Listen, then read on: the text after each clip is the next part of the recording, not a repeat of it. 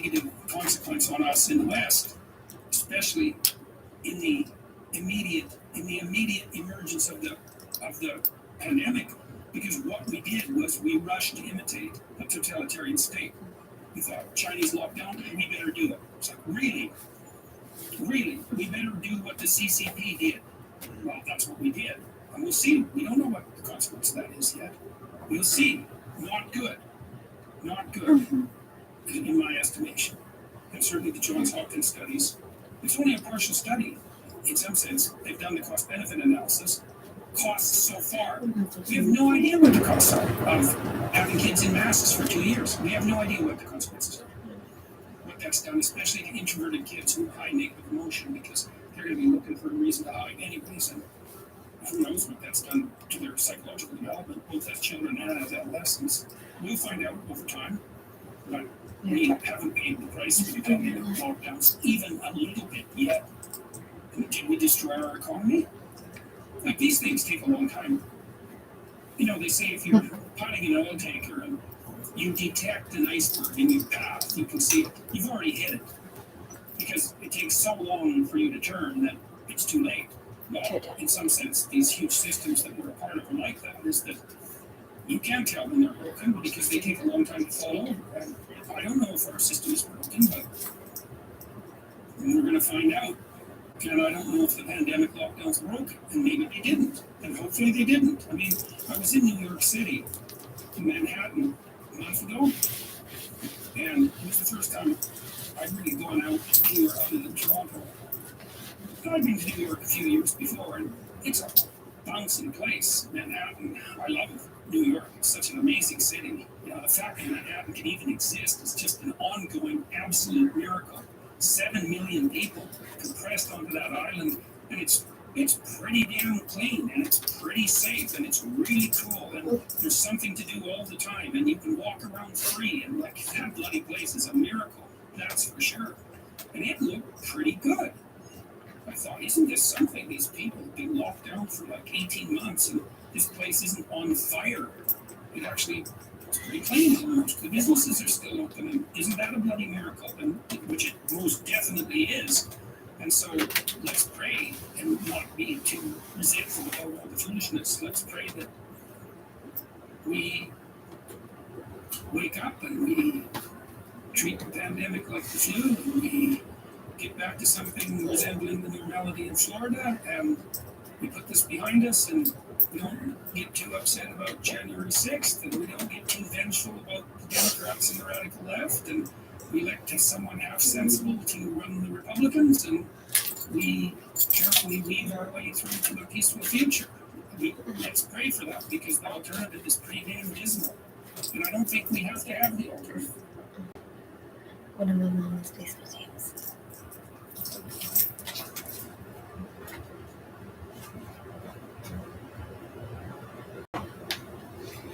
Sorry.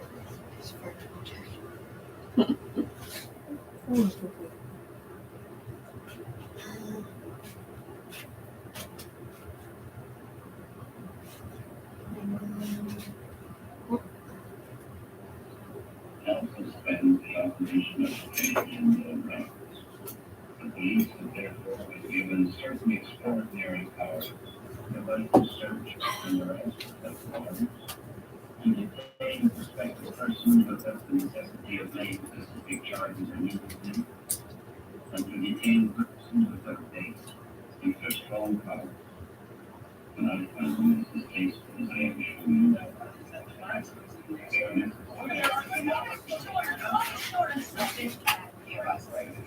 This thing is going to be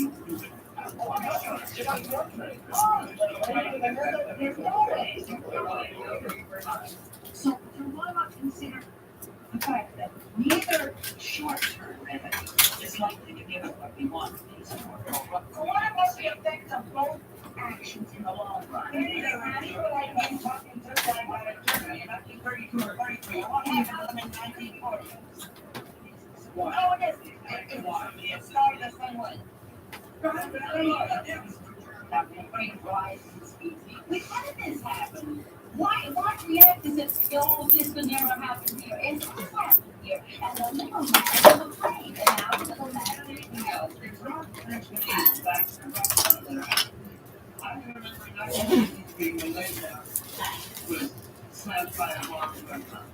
I forgot one hour ever since. And that on me, and then the first time was killed. And we waited to see what the Senate or draft were going to do for us. Saying we hoped that somebody was going to be only a few more, somebody would take a step. Nobody said anything. Right? Which was tacit. Okay, it's not ours. We're not instituting. They went on, and nobody said anything. All the time is there. At least when they pay it, they drop home now, and they have expression agent or say something. For the first time, astonished Canadians find out being policed by the military.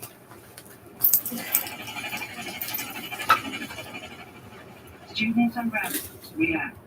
Their answer to the FLQ kidnapping 2 people was to kidnap 250 people. It's impossible not to be aware of that. With no run, right? Without even being able to communicate through your average radio station. Right? 250 people are locked up for as long as the feds choose to keep them locked up. That's got to be obvious to everybody.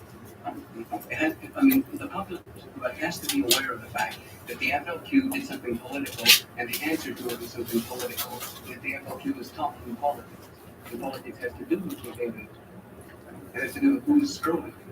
The question is, who's screwing the man in the street? Well, everybody's really beginning to think maybe the FLQ has some power. They can really get these people afraid because the government is pretty scared to have these drastic measures. Is it only in Quebec that this kind of power takes place? Would they dare to pull off the same kind of thing in Ontario?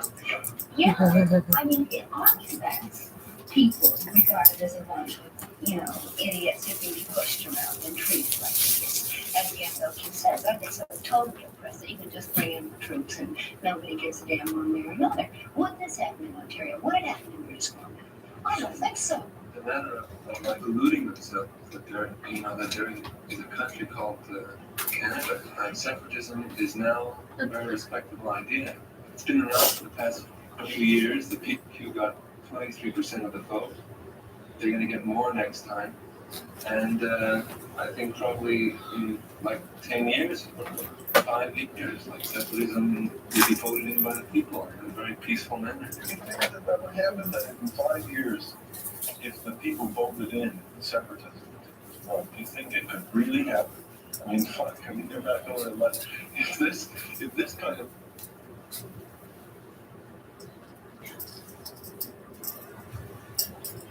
and figuring that they're going to protect us against the FLQ, who the fuck are they protecting anyway? If they have an election in 5 years and they decide, okay, the people have decided that they're going to have a separatist state, there's no way, absolutely no way that could happen. The troops would move in again. No, but for us, has never once sort of taken a group and sort of threatened, who has never once planted bombs in a mailbox. And if you do not draw kind of spectacular attention to a situation, people will forget about it. Why? Yes, that's what we're talking about. That is what they're talking about now. I'm not after the revolution. I don't care if you do. I'm not sure I won't be here. Remember one thing, Terry, we're not going to let out everybody dead. We're not going to let out everybody dead. Before the revolution. You're going to have to kill us. The FLQ did kill Pierre Laporte. In this communique on Saturday, October 17th, they announced that they had put his body in the trunk of this car. Whether it's a cabinet minister, whether it's somebody totally unconnected with government, or whether it's just a man in the street, how important is that money?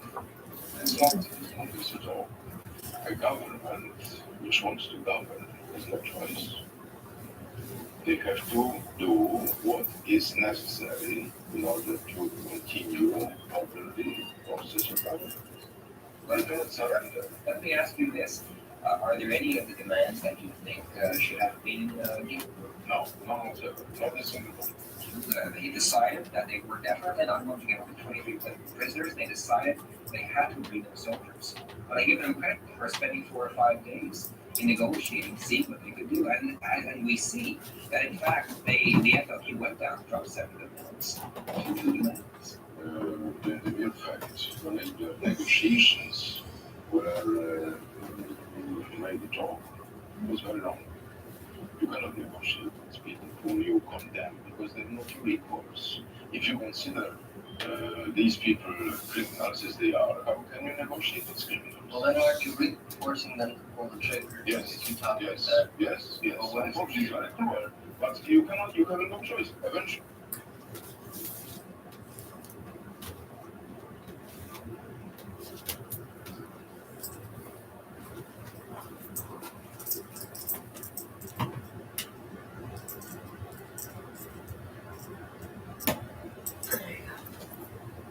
I'm not convinced.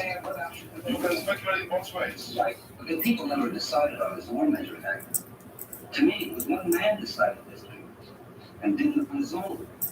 And I agree with you. You're a democratic. You put your own government. He's your man. He can do whatever he wants for you. Cause But he's supposed to be a servant. They just all of a sudden say, well, we're going to change that. You still have to take a strong stand in a crisis like that. There's no way. You can't decide that, all right, here's 20 million people, let's decide what we're going to do. Everybody voted, million people to stand again. See, I can't condone him for the stand he took. I just condone the way he took it. the way he's using. The way he's using the power. Like Trudeau, apparently in the press beforehand, I think it was in the Star, some reporter asked him what the government's going to do. He says the government can do anything. That's the way it is. Well, one man said to me the other day, he felt the same way as you do, George, and then he got arrested himself for suspicion. Now he feels the same way. Now he feels the police state. And he don't like it until it hit him. Until it hits your home, then you'll know what a police state means. You know, you walk around and see soldiers are not bothering you because you're minding your business. If you were to say something to that soldier, he can pick you up. I'm moving along with 3 children, and I'm really more glad to see the troops there. I think the FLQ has just gone a little bit too far. They may have had grievances, but I don't think they have to resort to violence. I'm all for social change without violence. And when you think that your city is going to be bombed and people are going to be murdered and killed just because they happen to work in the government or they happen to live in the province and perhaps maybe don't have the opportunity to speak a language or whatever they decide is their beef against you, they can go out and shoot you or hurt you or kill you. Well, I was quite scared, and I was glad to see the troops come. Where do you see the heaviest security? Is it in slum areas or anything? No. Right. Well, I mean, this is the point. The security is there, all right, but I don't think it's for us. Worrying about the poor. I think they're worrying about their nice homes and all that. We might have some sort of socialist views, but we're a democratic society, which I think is the better one, in a sense. Okay, but don't you think that this situation now is forcing people to go underground, more people to go underground? Then you don't see anybody what they're up to? But how does democracy protect itself from criminals, and murderers, and at the same time allow social change to go on? How does it do both jobs? And is one job, maybe one job can't go on when another job is at stake, and that's the point. I mean, it's a sad situation. If we have to say, well, we can't have any more social justice now because the government's got to take care of a few openings. And Sean, it's in your hands. How are you going to get costs back? What deal are you going to make? How would you go about doing it? Could you find a better way of doing it? How's about this? I hold the government responsible. So you would say release those prisoners if they refuse to do so, one man's died over. Now you don't think that would stir up a lot of uneasy feelings that now suddenly the government's decide to release them? These men's lives, and now you don't release these men. To release their men, That's how you would get costs back, eh? just the man's life. Now what the family let You're up putting me in that position. Well, okay, so I'll tell John, Friendly right now. release the man to save the man's life. Release those men. Could I help a little bit? You're the assistant prime minister. Okay, I'm the assistant. But I'm saying now, this was brought up in by somebody, I forget where I read it or heard it. He says, if you go to a place like if you go to a place like Colombia or Brazil or something where they've got a few hundred, not a few 100,000, but say a gang of thousands of political discontents, political prisoners. Where in Canada, all we've got is 23 and a few odd ones here and there not related to this cause. So we got maybe 25 or 30 in Canada. Now, if we want to send them to Algeria, right now, all they're going to do is when they're eligible for parole, they might get out on parole and start all over again. Like Daniel and Bucky. Supporting their cause on the outside, hopefully. Like you can get out and sell over there in Algeria. And we only got 20. do. I got You've been around for 5 minutes. But Doesn't the it thing tell is, you? I wouldn't want to be in his shoes for any amount of money in the world. He could release those guys, those prisoners, and he has no guarantee that he's going to get crossed back alive. So if he didn't release them, he would not be the average person. in this country. I agree with you. I agree with you. I mean, the government's not there just for, a few people. They're there to keep unity within the whole country. And I think if he hadn't released them, he would have stirred up a lot more trouble than what the FLQ was doing so far. Do you think we didn't have these the two guys in the War Measures Act and no effect on us, the average citizen in the street, but on directly on law? Okay, you're talking about the average citizen in the street now. I'm talking about a person who is trying through peaceful means to change the system and ask for social reform. If you're talking about the average Joe who's home and who's out working and, is not really that involved in the political situation and reform, no, I don't think it's affected them in the least. They're bloody nervous of FLQ and they're bloody glad to have the troops there to protect them. Yes. That's the average opinion. Well, what's the lesser of two evils? The War Measures Act or the FLQ? Which would you rather have breathing down your neck? They don't want you to be down my neck. They don't threaten me. Yeah, but they don't threaten you immediately. But you can be walking by a bank or a mailbox, you're threatened all of a sudden when the bomb goes in. But the War Measures Act, it's left to your discretion whether you're arrested or not. I've been in many demonstrations. The last 5 years I've been active in citizens that's your groups. The last 5 years I've been active One in of citizens groups. demonstration now. Right? Let me finish. May I just finish? I have not had a phone call. I've never been asked a question by the police. When the War Measures Act came in, right away I thought, my God, this is it. You're going to get interrogated. What are your what are your policies? Nobody but nobody's asked me a question, and I've no way been told to quieten down. In Redundant, is still carrying on. We're still going to the city hall. Our welfare recipients are still going advocating. We've in no way been hampered. Not one of us. All our group are intact. Post was pretty strong in opposing the government on the methods they do. And I just feel like I'm dead now for fear of arrest.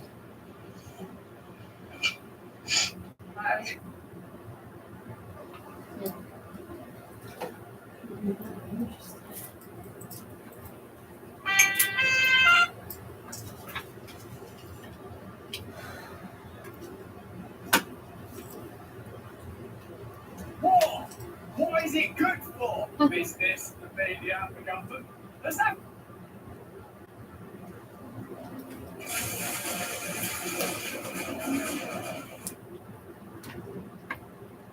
war? What is it good for? Business, the media, the government. Does that one then? You know I read the comments, right? Loads of you in the comments are saying, Russell, do a video on what's happening between Russia and the Ukraine. Now, we know that there are complex relationships between Russia and America, historic Cold War and post-Cold War relationships. There are complicated relationships at play between Russia and the Ukraine, obviously.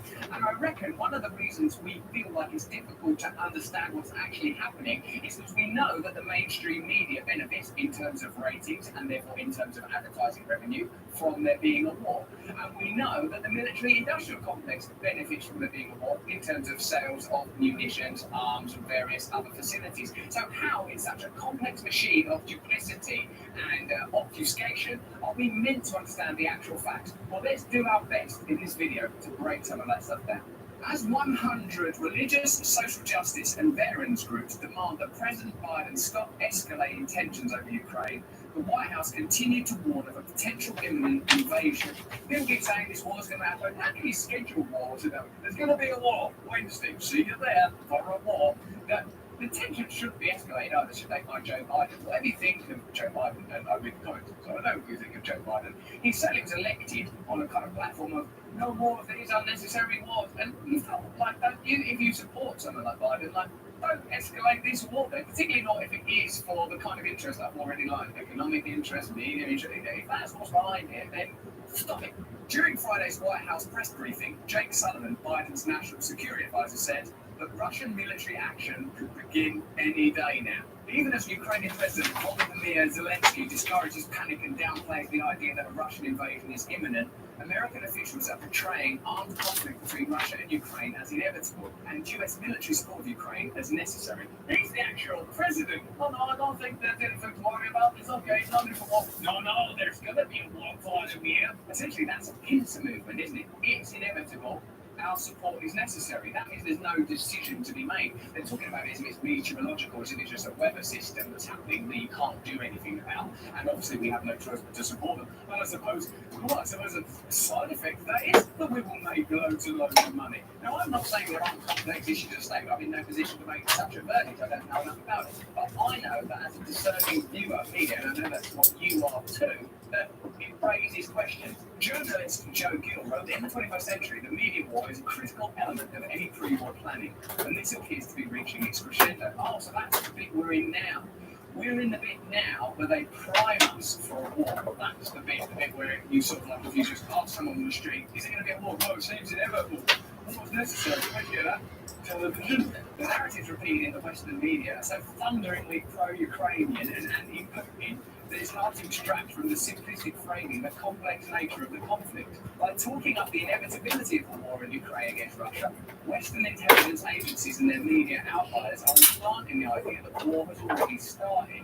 He continued, noting that Bloomberg even accidentally announced that Russia had invaded Ukraine.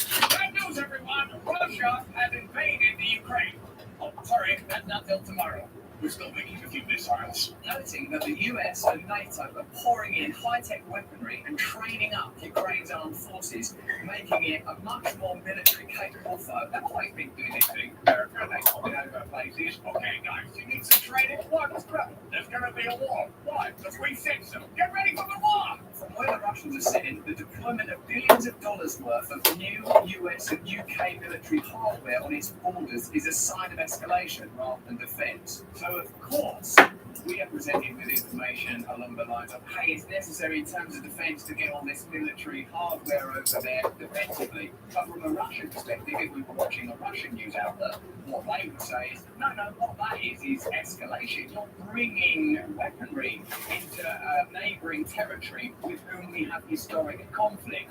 And you can certainly see that perspective. I know there are other people with much more experience with military history than me who go, no, you're being naive, America has these. All of those ideas, if you ask me, are being currently amplified by institutions and organisations that benefit from a war. Wouldn't you feel more comfortable that you had a great understanding of the current escalation if you were able to read a disclaimer like, no one will financially benefit from this war? And like the media, news media was saying, we're going to report on this in a sensible way rather than like day to day like this. What do you think the idea of a war now? I'll take that as a yes. That's it, Chris. It's war. This is war. That's it. Yes, it's war. With the prime tree, it escalates separate from the narrative. You might want to read those Baudrillard's essays, The Iraq War Didn't Happen, There Is No Iraq War. And what he's essentially saying is that war becomes such a media spectacle that it's actually deracinated from the reality of the situation. And I know that sounds like a complex philosophical notion, but just consider this. I'm not in the Ukraine. I'm not in Russia. Some of you will be and have been, but you don't bloody well know what's going on over there. All you know is what you're told. And what you're told is the result of certain interests. It's showing that mainstream media and corporate interests operate on their own strata, and their function is to make you be compliant and passive. So you go, oh, what's actually happening here? We're kept in a state of peculiar delirium by the inundation of non-data, to the point we don't even know what's real. So your confusion about Russia and Ukraine is part of the process, because if you actually understood it, you'd go, well, why is that happening? Whose business is that? Who's doing it? Who benefits? That's what critical thinking would be in this instance, but critical thinking being facilitated by a media and corporate environment that continually sends out hypnotic messaging that disconnects you from the actual reality. The particular kind of crisis story that American officials are deploying in the situation with Ukraine is a familiar one. An underdog faces a threat from an authoritarian regime, so the United States must come to the rescue with a military response. They're always doing that one. It's like the Marvel Cinematic Universe, but this time, everybody is Russian. In a crisis, the American public is often discouraged from asking questions. And when they do, militarism is usually the answer. What's the alternative? Asks retired Brigadier General and former defense attaché to Moscow, Peter Zwack, in an interview on NPR. He's hardly an unbiased source. Whether it's my time doing wars or benefiting financially from wars, I've learned between military action or inaction. To offer inaction is presented as an abandonment of Ukraine. We can't abandon Ukraine. Why do we care about Ukraine? No, I love the Ukraine. I always like the Ukraine. I like the Ukraine before it was fashionable. So radio, mates. No, I've always liked them.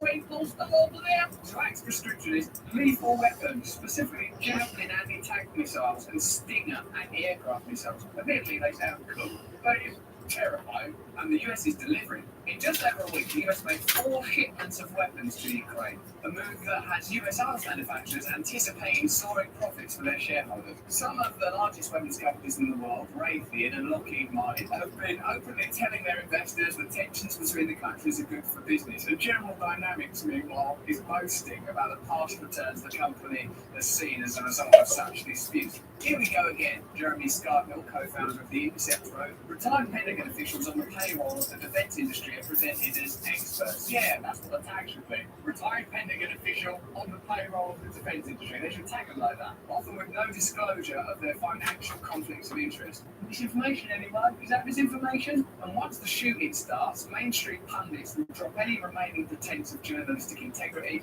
and begin openly cheerleading for the troops. There's a format, isn't there? There's a format to how this functions. First of all, obfuscation and confusion. Then, necessity and inevitability. Then, the requirement for our support. Well, you are patriotic, don't support troops. Yeah, they support the troops. Guess what form I support the troops take? Don't send them off to fight a war so that some people can make a profit. Then when they come home, don't provide them with the necessary healthcare that they require and neglect them and abandon them. That's my support for the troops. My support for the troops doesn't sound as much like support for the weapons industry, so maybe that's misinformation. You only need to look at how the Democratic Party and its affiliates spent the years so far responding to anti-war and de-escalatory arguments. These initially didn't come from left-wing or even liberal lawmakers and pundits, but from the right side of the political spectrum. But we've gone through some looking glass. I'm going through my wonderland right now. Because when I was a kid, I was told this.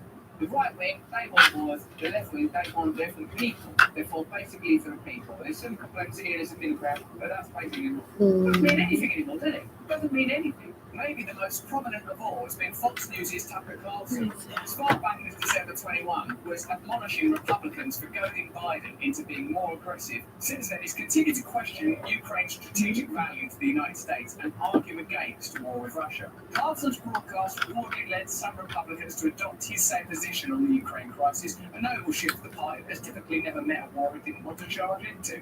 So, the terms right-wing and left-wing and the affiliated and associated ideologies appear to be mutable, don't they?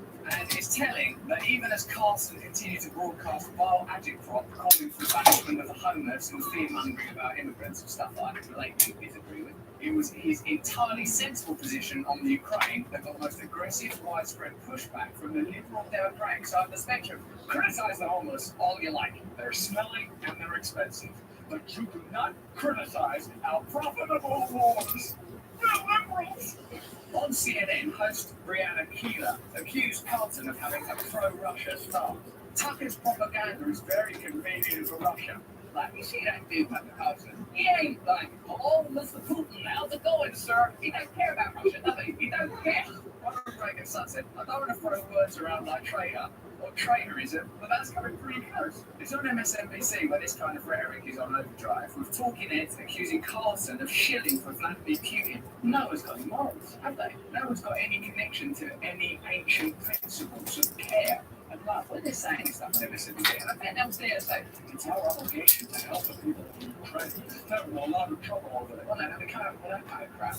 Come on, mate, do us a favour. You're shilling for weapons manufacturers and for your own certainty that ratings will improve if there is a war. Stop the pretense of doing the work of the autocratic Russian government, feeding people Russian propaganda and rooting for Russia. There's almost no alternative to these views on the network. That's astonishing, isn't it? Everyone has become the actual reality. That's what I feel like, that we are living in a spectacle, in a constructed reality, in a corporate machine. And our consciousness is like the fodder of this machine that just has to be moulded for the desired outcome. Right, it's war now. Right, it's a pandemic. Right, it's this. And I'm not saying there's not a necessity for war, or that there isn't a pandemic. What I'm saying is there is a requirement for balanced, transparent, open conversation. And if you say that there isn't, that's not because you're anti-misinformation, it's because you are prizing particular information and likely profiting from it in tangible ways. It should hopefully be clear why this is so dangerous. If what Carlson's saying amounts to siding with Russia, parroting Kremlin propaganda and disloyalty and traitorism, then this applies to anyone else arguing against the war over Ukraine. I remember when it used to be that sort of patriotism and nationalism was purely in the territory of a particular set of affiliations. The idea that this authoritarianism that we're experiencing now extends right into the tropes of the old right makes me feel like nothing is real, nothing has any value.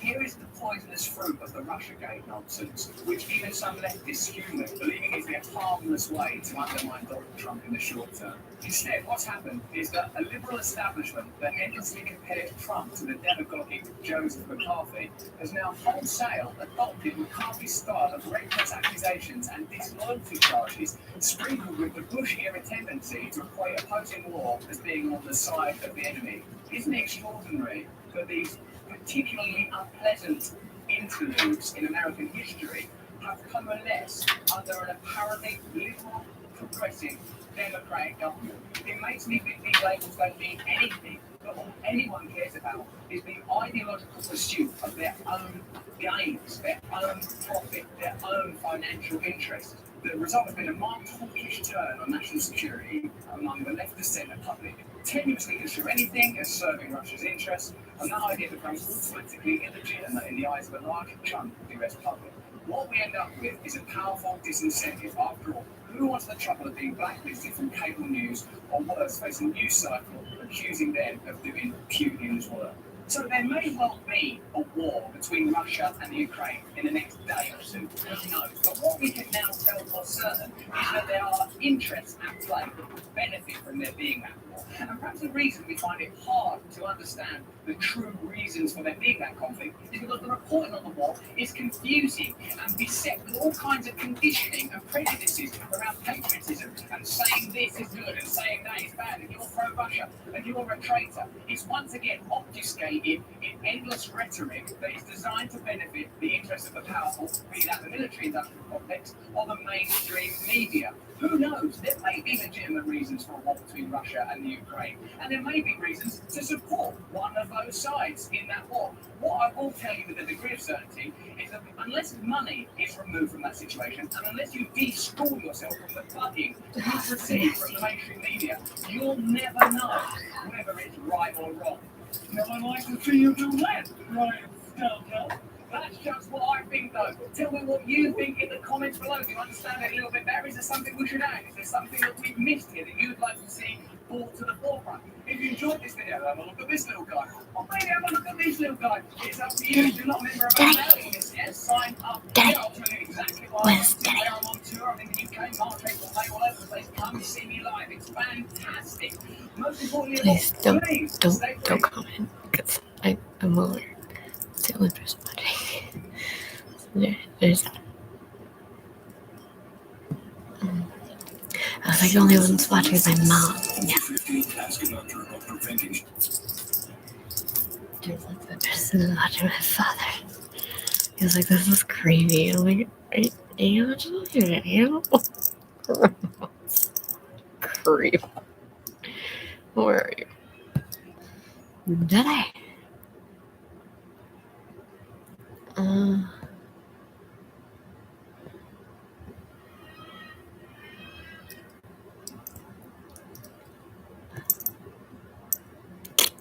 I don't know what the fuck that sound was. It sounded terrible.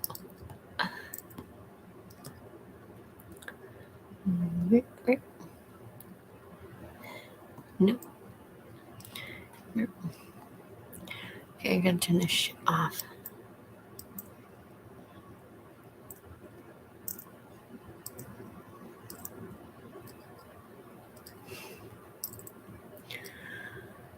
I put Google Captions on. I don't know why I would do that. Okay. Well, I can't. Can I not delete messages? Fine, I'll go to a different tab.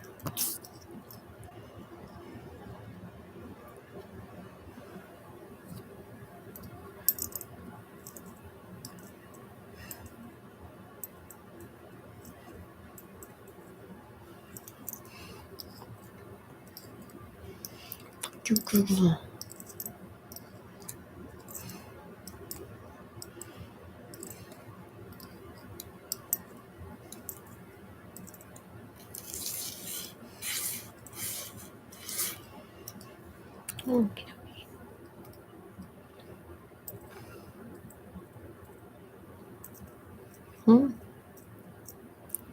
I need to have more police presence in school. Get the government to treat them better. Maybe don't just let them act like they're authoritarian dictators. Fada.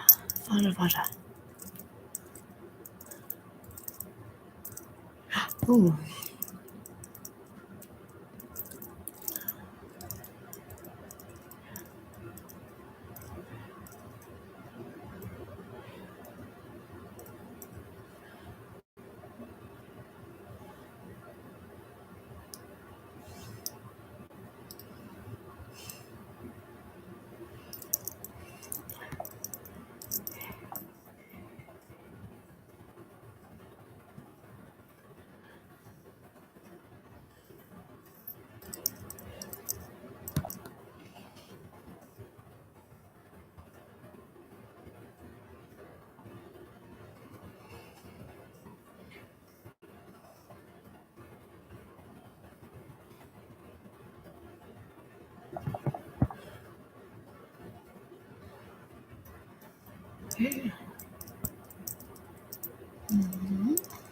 Father.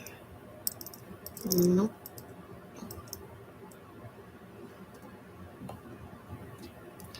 I have to poop.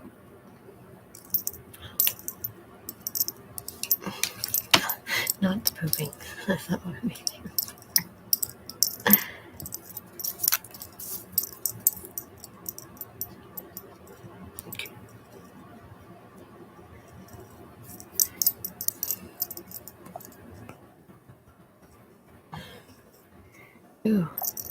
Ew.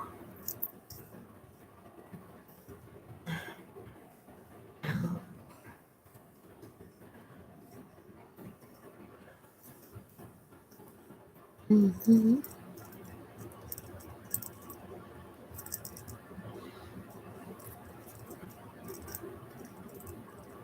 It's gone.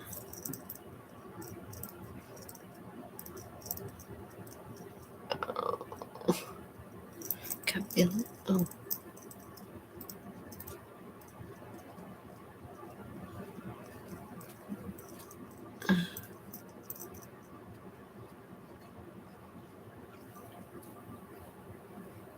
There's some water.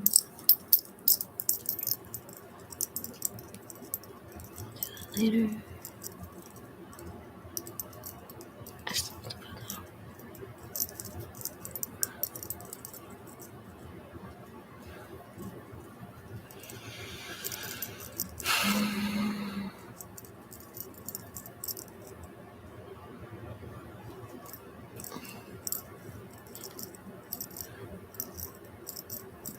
Oh my god. Shut right through life.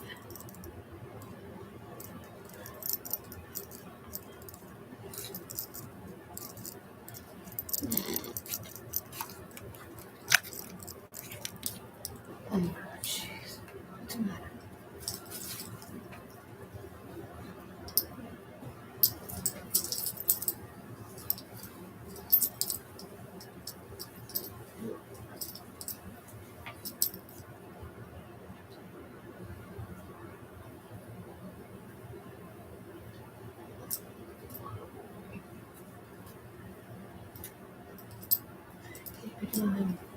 You're nothing.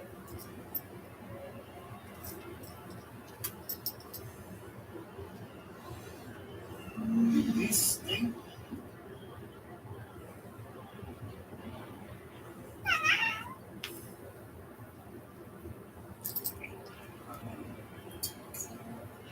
I've been wanting to make this video for a while now. I just, honestly, I'm kind of scared to.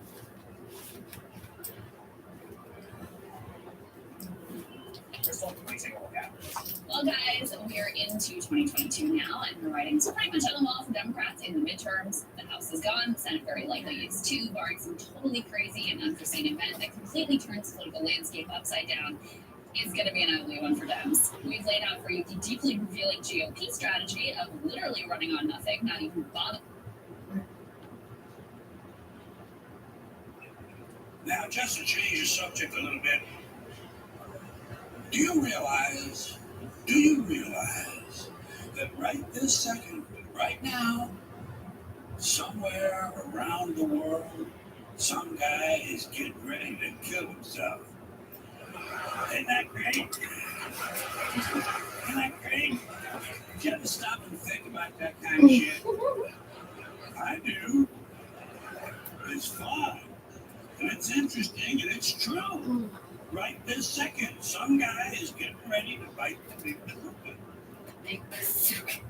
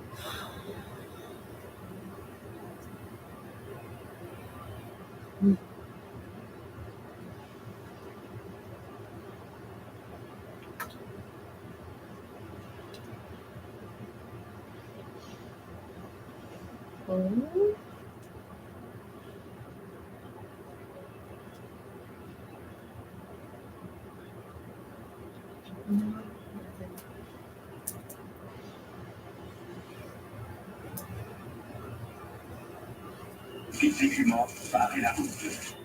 On vit les premiers explorateurs francs. Pour les limitistes, élèvent les... Your dream vacation plans probably don't. Hello, everyone. I'm in Miami today on my tour. It's the end of January. I've been watching what's happening in Canada over the last 10 days, let's say, or months before that, too. Wondering what's going on and trying to think it through. I thought I'd make a video today, a message to Premier Scott Moe and Jason Kenney and Doug Ford, and Leader of Her Majesty's Loyal Opposition, Aaron O'Toole, and ask you guys, what in the world are you waiting for? It's your moment. You've got Canadians occupying Ottawa. Everyone needs to message talk from MySpace and be like, it's time. In the face of this so-called emergency, our Prime Minister You've has made us all literally intermediate governors. Now, as far as I can tell, citing security concerns because I think he believes his own propaganda about the nature of the people who are sitting in Ottawa, and then lying about it, justifying it as a consequence of being exposed to COVID, despite the fact he's double vaccinated and tested negative. You're not going to get a better opportunity. This is your moment, conservatives in Canada. You could come out and say to the population, say to the people who are desperate to hear this, that we can have our lives return to normal, and that there's still some danger, but that we've got this with competent leadership and care. We can return our lives to what they should be. We can have our country back. We can move forward into the future in a normal manner. So, gentlemen, Premier Scott Moe, Jason Kenney, Doug Ford, you're good men. Aaron O'Toole, you're the leader of the opposition. Man, even the NDP leader came out and said that truckers were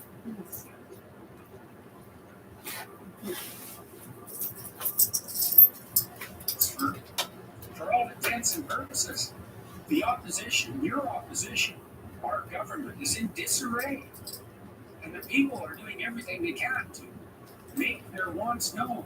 Guys, reassure Canadians.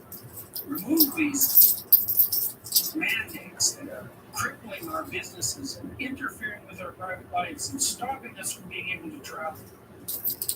Seize the day.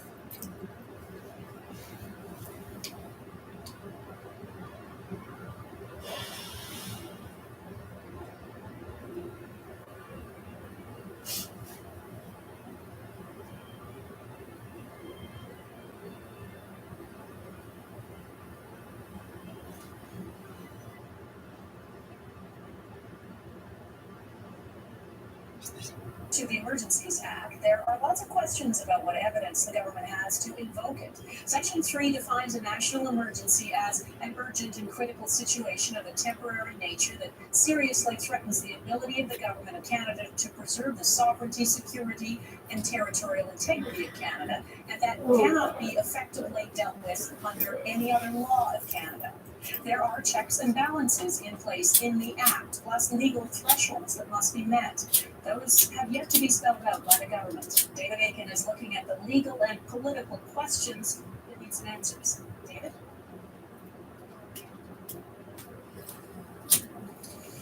I don't know anyone who has sickle cell anemia. Because nobody talks about it.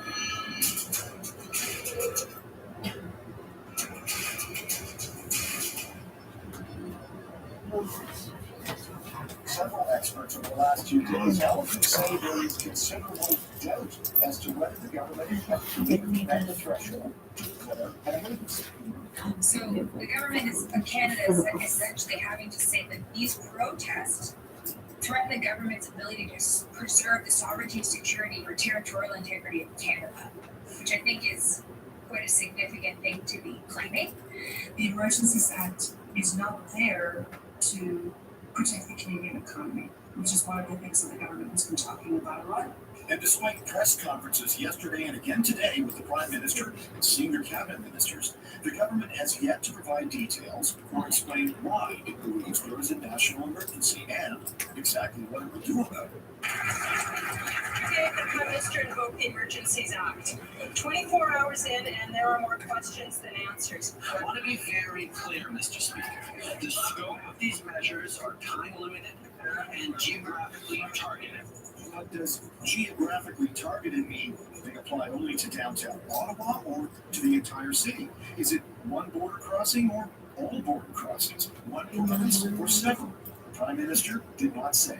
Details like that and many more are the kind of thing that both MPs and senators will want before they vote to confirm the government's application of the Emergencies Act. By law, both chambers must begin debating this issue within a week. That debate will be followed by a vote, and the government must get a majority in both chambers. If it fails in either chamber, well, that's it. That's the end of the Emergency Act, the end of any special powers the government wants to exercise. And lots of steps still to come. David Aiken in Ottawa, thanks.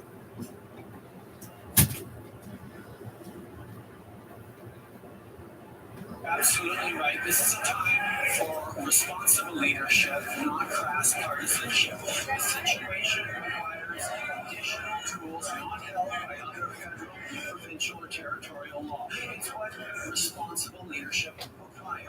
These measures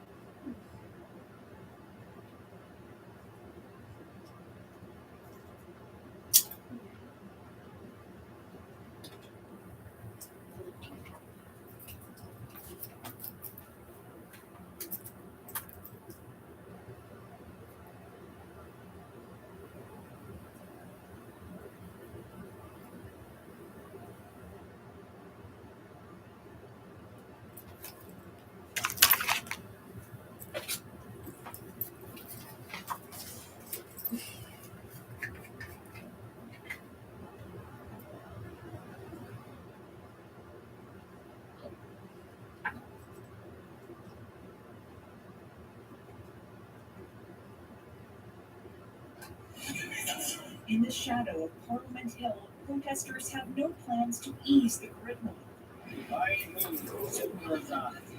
They can threaten us as all they want, but I'm not. Despite new emergency powers to freeze their bank accounts and suspend their vehicle insurance, they hold their ground. I don't think this is gonna happen. This is just a scare tactics. We had floods in BC. There was no emergency act, so now all of a sudden you have bouncy castles and truck drivers. This is an emergency? Come on. Oh boy. Got a point.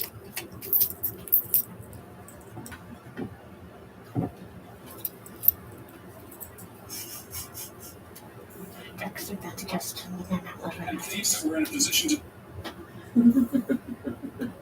They're nothing bouncy castles. Oh, maybe like magics bouncy castles.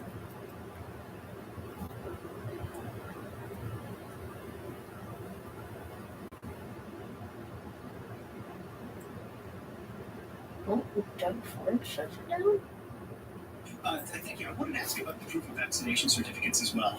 It seems like a lot of business. Yo, Doug Ford. Fucking fierce. You're listening to a Frequency Podcast Network production in association with City News.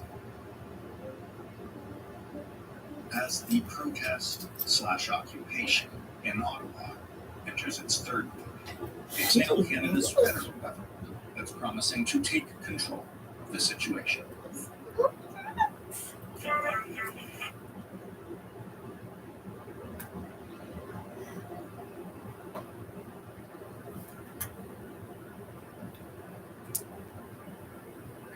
The federal government is invoked. Enters its third week. It's now Canada's federal government that's promising to take control of the situation. The federal government has invoked the Emergency Act to supplement provincial and territorial capacity to address the blockades and So much occupations. of left shit There's and been both one of us common shit. through this.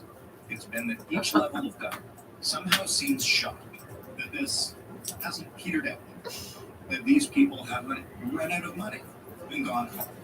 Of course, they haven't run out of money, you might think. Have you seen how many millions they have raised through crowdfunding? Yes, they have. But barely any of that money has been released, and much of what was initially released was frozen by a bank.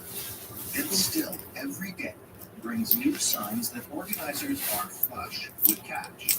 Fuel and food, of course, but also saunas, big video screens, a stage, even hot tubs.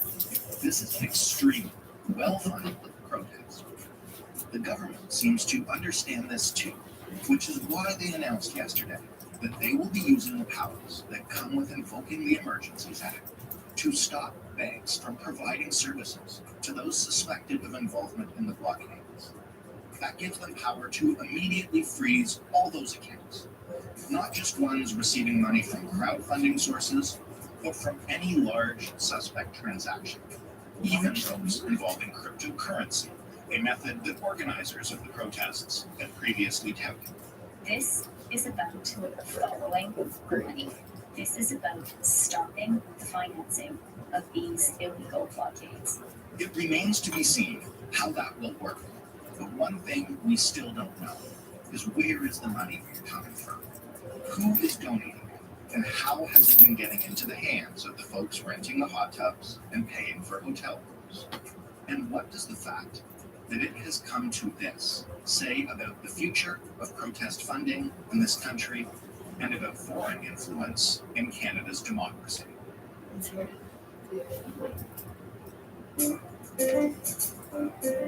I'm Jordan from Rawlins. This is The Big Story. Jessica Davis is the president and principal consultant at Insight Threat Intelligence, a global security consulting company. She is, as they say, following money.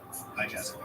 Hi. Can you first tell me about how this whole fundraising began, the original GoFundMe? Who started it? How did it do all that stuff? Yeah, the original GoFundMe was started by the convoy organizers as we know them today. So Tamara Lynch was central in that process. And it started off as a fairly small grassroots crowdfunding campaign. And it quickly got national attention here in Canada. And then over the course of a couple of weeks ended up getting pretty significant international attention such that it was raising about $1 million, $1 million US dollars a day, up until the point in time in which it was frozen. So there's a whole piece around that that's really interesting. But overall, I think it ended up raising 10 million US dollars, and only about $1 million of that was dispersed. How does that compare to a typical, relatively viral, I guess, for lack of a better term, crowdfunding campaign in Canada? The other crowdfunding campaign that's probably the most comparable was the Humboldt bus tragedy. That campaign raised about $15 million, but it was a really different campaign, obviously, because, it was a really different sort of charitable cause. It was for the family. I was gonna try everything square, but I can't listen to this. This fucking toddler human being speak.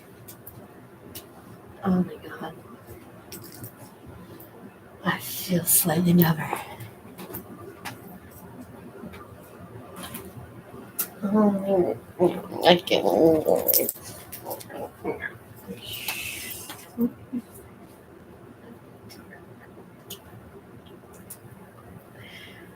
Tired of playing full games.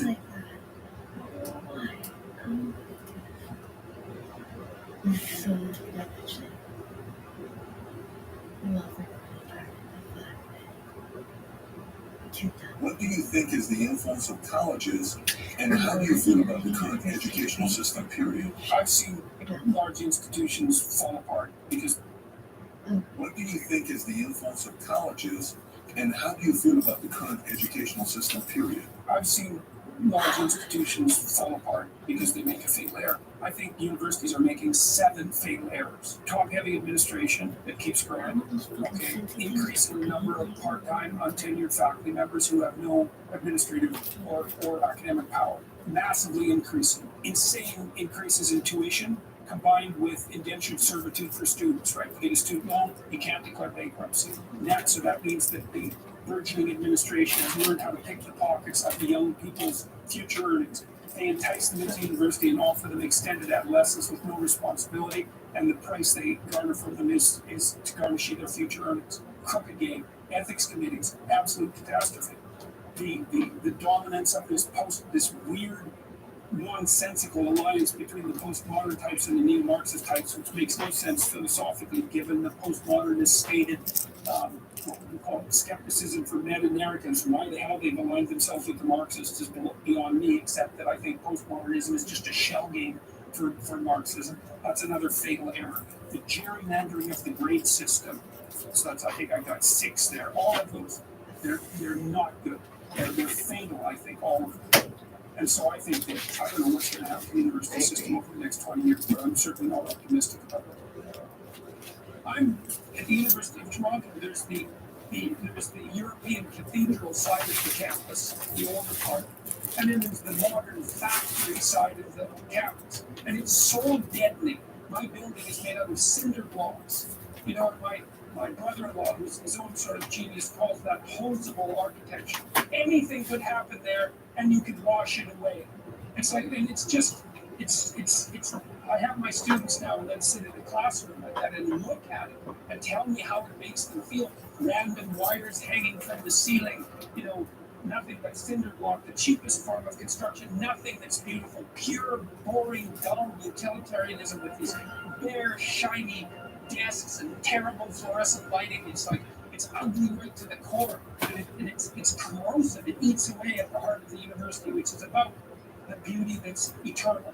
And that isn't optional. It's not impractical. It's the most practical. It's that upon which the idea of practicality itself is predicated. And people should be flocking to the universities, dying to be educated, because they are dying to be educated. I have dozens of young men who come to me all the time after my talks and say, look, they give me a note one did last night. Here's the note. 6 months ago, I had no reason to live. I was completely nihilistic. So I started watching your lectures. I started to adopt a more responsible outlook. I realized that that was important. I started to try to tell the truth and to put myself together. And without that, I wouldn't be here. And that's a little note. And that happens over and over. When the students come into the university and they've got this facade of cynicism, that partly because they haven't had great experiences with the educational system. But they're still desperate enough to come. And I say, well, I'm doing this practically because I need a degree to get a job, which is, as it's perfectly reasonable. As a fragmentary ambition, it's a good fragmentary ambition. But their core is dying for something deeper than that. And they're coming to university the way that you enter a cathedral properly. If you enter it properly, they come prayerfully. They're hoping that they won't talk to anyone about it. They're hoping, God, I hope that what I need is here. And if you provide that, then they're just overwhelmed by it. And then they're motivated to work and to move and to put themselves together. Because it doesn't take much water to really transform a parched surface. And these young people, they have their cynical facade. And it's easy to be intimidated by that because they're judgmental in their lectures and they're not paying attention, they're snapping down, they're playing with their computers. But there is part of them which is that and hoping that something will emerge that will captivate them and really what happens then. Well, then that's when it becomes something absolutely remarkable to be an educator. Because then you're providing guidance that's the bread that's more than mere material bread. And then the students are extraordinarily rewarding to work because they're so, it's not pleased, it's way more than pleased. They're so engaged by what's happening that the whole thing comes alive. That's when it's a great thing to be an educator. And it's been great for me to go on this lecture tour because, which is why I keep doing it, is because every evening it's like that. I get 2,500 people in an auditorium and I start talking about the things we've been talking about. Everybody's dead silent and they're locked onto it. And it's an unbelievably gratifying process. And then people come up and say, this has been so useful to me. Things were so terrible, they've fallen apart in so many ways. And all of a sudden I'm just stacking these things up and putting them together. It's so interesting watching the young men who come and talk to me. And it's young women as well. Well, not always just so young. Many of the women come and say, thank you very much for what you've done for my sons, for example. But the men come up and they say, it's like they're telling me a secret, and it's the sort of secret that you don't tell an intimate friend that you trusted. It's like, man, I wasn't doing so well. These are often rough-looking guys, They say, look, I've been really trying to get my act together, I've been working it out with my wife, and I've been trying to get my relationship with my son straightened out. And here's my father, by the way, he came along with me, and we're getting along just fine, and it's really working. And they say it with a hushed voice, and they say, thank you very much. And I say, great, that's so great. I'm so thrilled to hear that. And they're telling me that because they're hoping that I would, in fact, be thrilled to hear that because they want to tell it to someone who would be thrilled to hear it. And I am thrilled to hear it because I do believe that redemption is something that is accomplished at the level of the individual. And every time you hear someone say that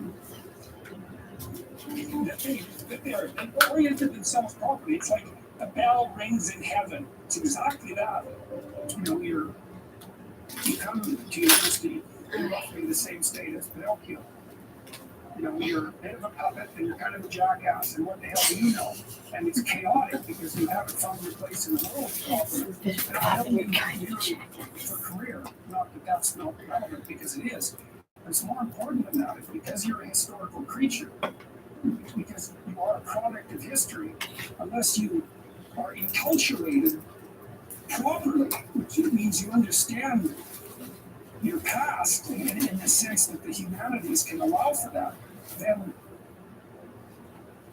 you haven't been able to incorporate the wisdom of your ancestors into your day-to-day pursuits, and that's going to make you weak. That's the idea anyways. And so when you come to university, This is what university is for. It's so that you can go into the chaos and you can pull something out of it that's truly of value. And you can incorporate that in your own personality, and that makes you much, much stronger, like literally stronger, not more educated. Your dream vacation plans probably don't include hepatitis A or B. No, so it's vaccinated apparently.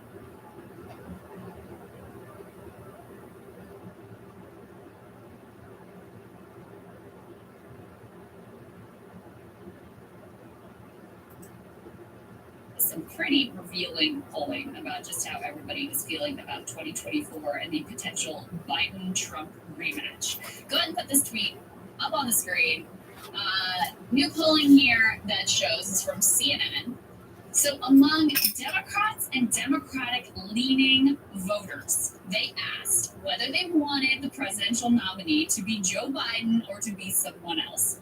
45% said Joe Biden, the incumbent president and leader of the Democratic Party, and a majority, 51%, want a different candidate. Okay, extraordinary.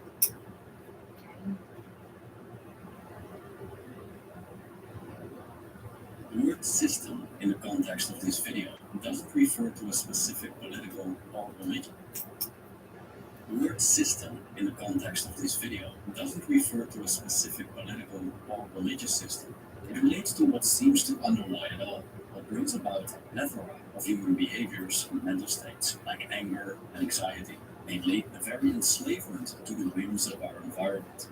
When we look at the human condition, we notice that most of us are entirely controlled by a world outside of us. When we get what we want from it, we're happy. But when it's taken away from us, we're sad. The praise people give us uplifts us, but their dislike makes us miserable. The more we want something, the more we're willing to sacrifice to get it. And the more we oppose something, the higher the price we're ready to pay to avoid it. These chains of desire and aversion, love and hate, of like and dislike, leave us fearful and open to manipulation by shaming and blaming. The appeal of large companies, political parties, cults, and other external forces that want something from us. And thus, the world governs us like a donkey rider with a carrot on a stick, which most of us follow from birth to death, like the obedient cattle we are. But what if we decide to reject the carrot? What if we choose to escape the system?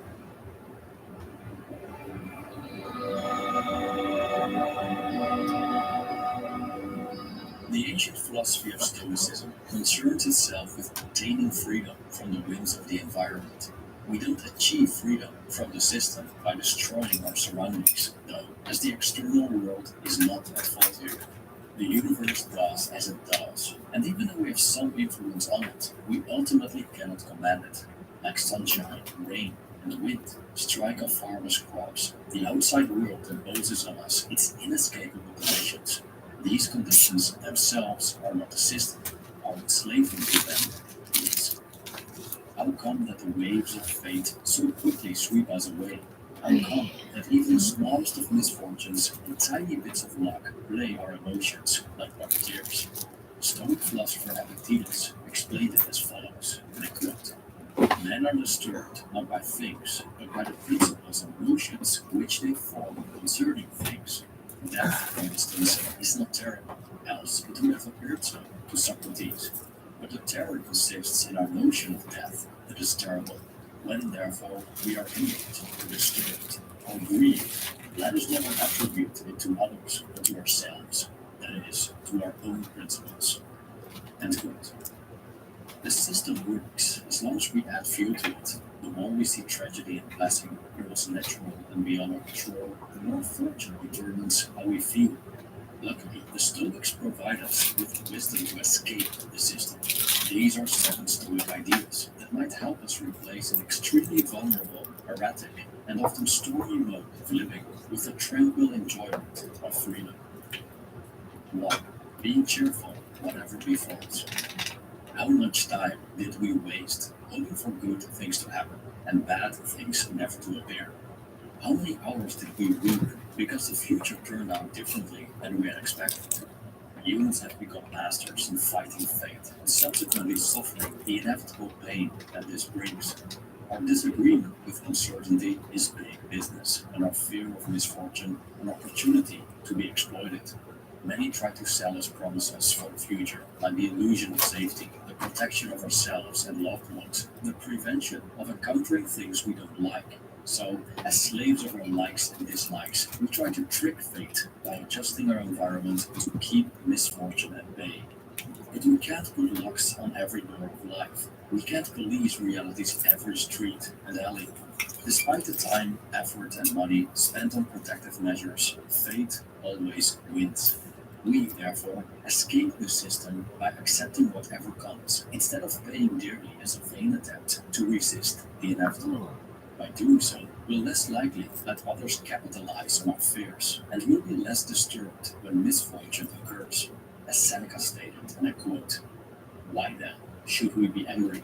Why should we lament? We are prepared for our fate. Let nature deal as she will with her own bodies. Let us be cheerful whatever befalls, and stoutly reflect that it is not anything of our own that perishes." 2. Caring less about reputation. The Stoics regard reputation as a so-called preferred indifferent. It's nice to have, but you don't need it to be happy. Moreover, as is the case with anything external, reputation is ultimately beyond our control. Some people spend a lifetime building a good reputation for themselves, just to see it destroyed because of a single misstep. Others live lives of crime and complete disregard for the social standing, but suddenly gain fame and admiration by chance. Conclusion: reputation is as fickle as the wind. The more we care about the good standing, the more we become dependent on other people's opinions, which is unreliable. However, if we care about the opinions of others, we will be open to manipulation and exploitation, and we become slaves to the environment. Huge. Epictetus argued that we should not let our desire for a good reputation stand in the way of our mental well-being. If necessary, we should accept things like shame, blame, exclusion, and ridicule, if that allows us to purchase tranquility and freedom. The latter are within our control, and therefore uncontrolled by and independent of what other people think or say. 3. Learning to endure. Most of the time, when we're in an undesirable situation, we wish to escape quickly. But this isn't always possible, and so we go on to complain and moan and feel bad about it as we believe we're entitled to a better position. But we're ultimately not entitled to anything. And many times, the best way to handle a situation is to endure it. How often have we deviated from our path, betrayed our morals, compromised our values, simply because we didn't want to endure pain? Pain is the mighty weapon that makes good people do bad things, or refraining from doing good things. Pain, then, remains a tool for control, and in our attempt to run from it, we run straight into the trap of those trying to control us. Thus, we're willing to exchange our freedom for a little less pain and discomfort. If we find it challenging to endure painful situations, we might want to turn to Marcus Aurelius. His meditations teach us that endurance isn't necessarily bad. Endurance can be a purpose, something beneficial to us, even if its consequence is death. I quote, "Everything that happens is either endurable or not. If it's endurable, then endure it. Stop complaining. If it's unendurable, then stop complaining. Your destruction will mean its end as well. Just remember, you can endure anything your mind can make endure by treating it as in your interest to do so, in your interest or in your nature." End quote. We could compare this approach to Albert Camus' interpretation of the Greek mythological figure Sisyphus. The gods sentenced Sisyphus to push a rock uphill for eternity. His only path to liberation is to fully enjoy his fate, so that his punishment cease to be a punishment. 4. Letting go of people. Strong attachments to people can have devastating consequences. It means that the very possibility of losing them begins to dictate our lives, to the point that our every move is a desperate attempt to avoid an unavoidable endgame, the separation between ourselves and the person we're attached to. The love story between Padme and Anakin in the Star Wars prequels beautifully displays the danger of unhealthy attachments and how this welcomes the dark forces to manipulate and enslave us. Palpatine uses Anakin's fear of losing Padme to control him with all the horrible consequences. If Anakin had been able to love, not in a way that's suffocating, fearful, and possessive, but rather based on freedom, trust, and detachment, the dark side would have been powerless over him. Epictetus gives us some harsh but pointed advice regarding the attachments to things we're fond of, which is that we ought to see them as they are, as destined to be broken or dead. If, for example, you're fond of a specific ceramic cup, remind yourself that it's only ceramic cups in general of which you are fond. Then, if it breaks, you will not be disturbed. If you kiss your child or little wife, say that you only kiss things which are human, and thus you will not be disturbed if either of them dies. 5. Letting go of material things. There's a reason why people are stuck on the hamster wheel of commuting. This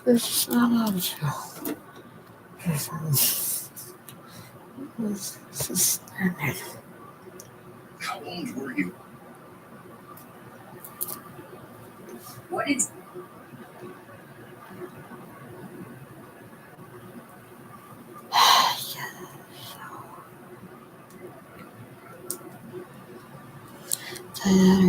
Super fabulous. I'm trying to educate myself on native culture. Oh, gosh. First Nations culture. Oh, it's very, very difficult to stomach. All of it. Specifically about a gangster who went from being a petty criminal to a leading figure in the Quebec biker war in the 90s and early 2000s. We are talking about Maurice Boucher, who gained notoriety for being charming yet ruthless and became a prominent leader of Hells Angels in Quebec. Maurice Boucher was raised in poverty along with his seven siblings. He dropped out of school in grade 9 and started to work in pot shop. He followed his father into the construction industry but couldn't make ends meet. Boucher also developed a drug habit and used drugs like hashish, LSD, and cocaine. In order to defeat his drug habit, Boucher resorted to petty crimes. He was first arrested in 1974 on charges of multiple break-ins, and in 1975, he was sentenced to 40 months in prison for robbing $138 from a convenience store owner. His release from prison happened at around the same time as the rise of the Hells Angels in Quebec. The Hells Angels in the Quebec chapter had expanded into Canada in 1977, headed by Apache Trudeau.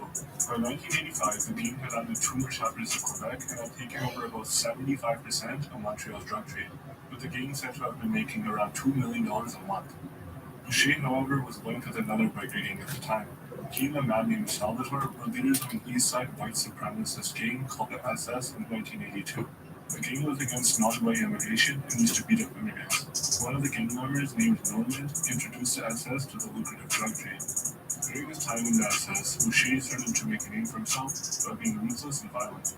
One of Montreal's police commanders who had faced Boucher from time to time described him by saying, quote-unquote, he was muscle, he was a crazy fucker. They said he wanted to beat up some guy, he was stoned half the time. During that period, both Boucher and Salvatore were being scouted for membership with the Hells Angels. But things changed after the infamous Lennoxville Massacre. On March 24th, 1985, the Hells Angels Montreal chapter walked into a clubhouse and took the lives of 5 fellow Hells Angels members from the gang's Laval chapter. The Hells Angels reportedly weren't happy with the Laval chapter, as they were spending most of their time partying and taking the drugs they were supposed to sell. Hells Angels were formally utilized into big criminal organizations like the West End Gang and the Rizzuto crime family. They wanted to continue growing into a bigger crime syndicate in the future. Laval chapter bikers were killed because they didn't align with the gang's philosophy. Bodies were put in a leather bags, chained, and disposed off into the same floors forever. Boucher was impressed by the ruthlessness of the attack and decided that the Hells Angels were the right gang for him to achieve his aspirations. He was convicted of sexual assault in 1984, and shortly after finishing a 40-month sentence, he joined the Hells Angels. However, the Lennoxville Massacre was too much for Salvatore. He was angry at the beach of the L1 Code and founded his own gang, the Rock Machine MC. along with his brother Giovanni in 1986. The rock machine made a conscious effort to stand up to the Hells Angels and recruit people who were unimpressed with how Hells Angels operated. The Wall chapter bikers were killed because they didn't align with the King's new law. Violent. One of Montreal's police commanders who had faced Boucher from time to time described him by saying, quote-unquote, keep his muscle. He was a crazy fucker. They'd send him out to beat up some guy. He was stoned half the time. During that period, both Boucher and Salvatore were being scouted for membership of the Hells Angels. But things changed after the infamous Lennoxville massacre. On March 24th, 1985, the Hells Angels Montreal chapter walked into a clubhouse and took the lives of 5 fellow Hells Angels members from the gang's Laval chapter. The Hells Angels reportedly weren't happy with the Laval chapter, as they were spending most of their time partying and taking the drugs they were supposed to sell. Hells Angels were forming new alliances with big criminal organizations like the West End Gang and the Rizzuto crime family. They wanted to continue growing into a bigger crime syndicate in the future. Laval chapter bikers were killed because they didn't align with the gang's new philosophy. The bodies of those killed were put in leather bags, chained, and disposed off into the St. Lawrence River. Boucher was impressed by the ruthlessness of the attack and decided that the Hells Angels were the right gang for him to achieve his aspirations. He was convicted of sexual assault in 1984, and shortly after finishing a 40-month sentence, he joined the Hells Angels. However, the Lennoxville massacre was too much for Salvatore. He was angry at the breach of the outlaw code and founded his own gang, the Rock Machine MC, along with his brother Giovanni in 1986. The Rock Machine made a conscious effort to stand up to the Hells Angels. He was angry at the breach of the outlaw code and founded his own gang, the Rock Machine MC.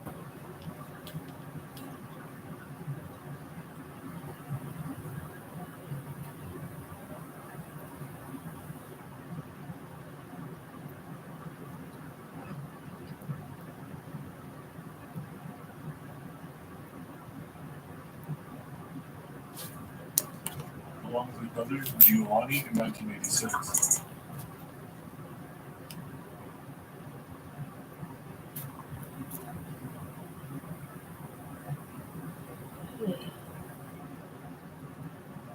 The Rock Machine made a conscious effort to stand up to the Hells Angels and recruited people who were unimpressed with how Hells Angels operated.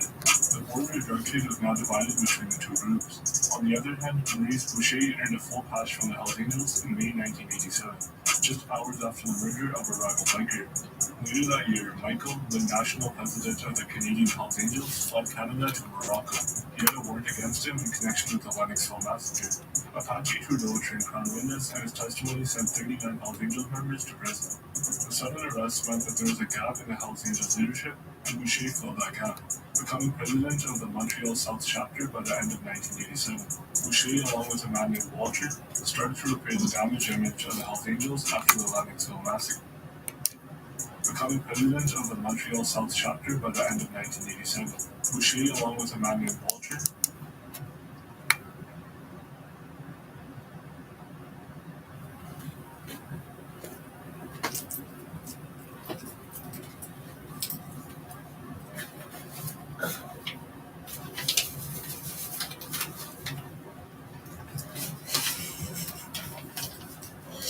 Oh my god, you guys are so bad.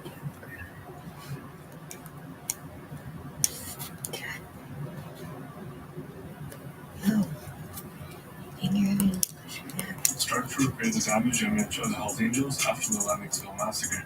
They met with small biker gangs and offered them Hells Angels memberships. Those who resisted were threatened with force. Groups who resisted included the Quebec Outlaws at Sea, who fought in war with the Hells Angels throughout the 80s. In 1989, Boucher allegedly issued orders to firebomb the clubhouse of the Outlaws in response to this resistance.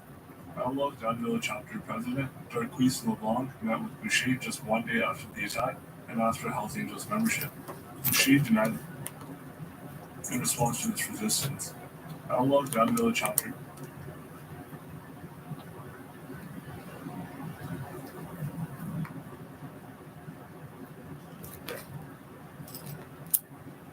Wait.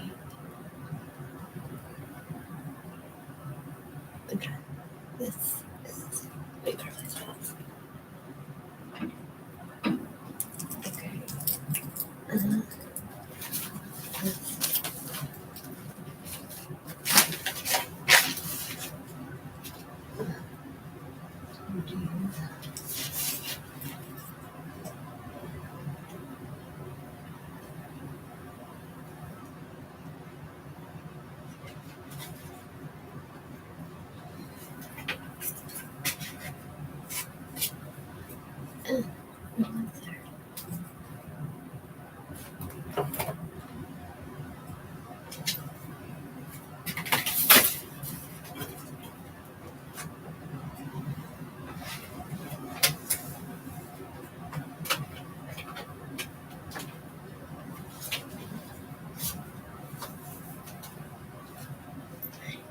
Arthur last.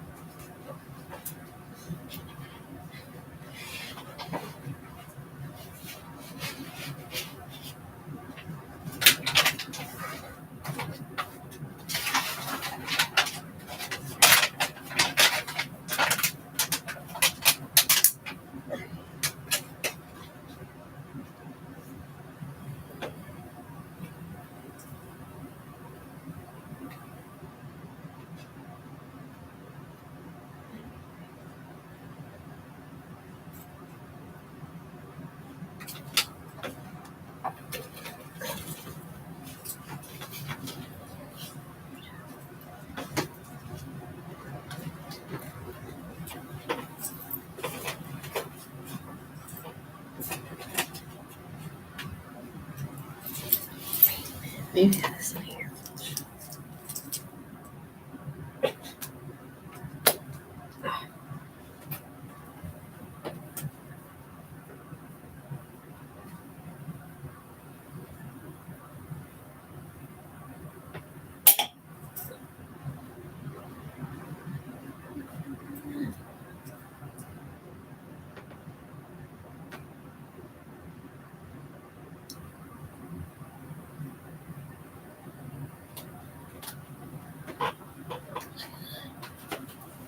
Stand over yonder for a moment.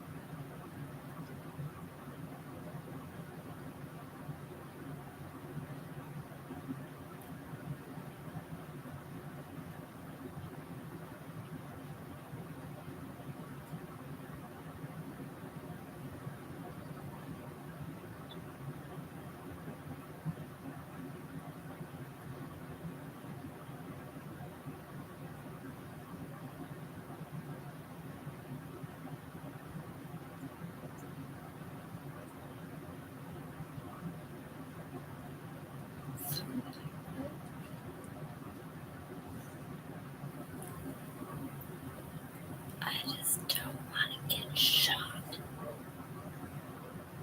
If I say fucking kill me, I don't mean it. I don't want to die. I didn't know. Just for future reference. I was just wanted to fucking rest about selling weed. Fucking yummy stuff.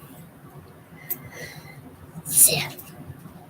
And then just escalated, de-escalation into a bunch of things that I was like, yeah, I guess I'll figure that out.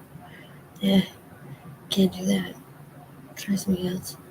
Yeah, fit. Like, they just say this made impossible. This is what I do.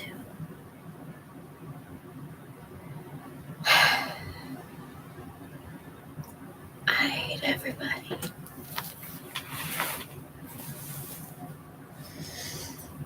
Okay.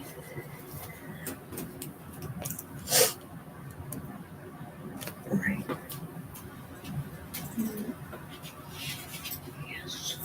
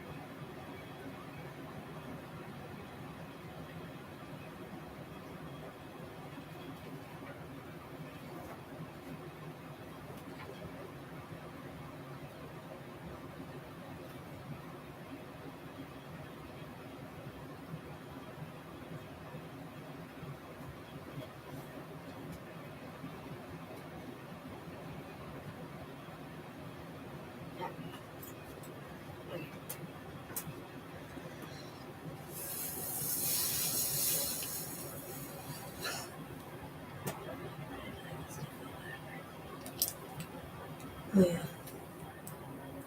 Why would I multitasking?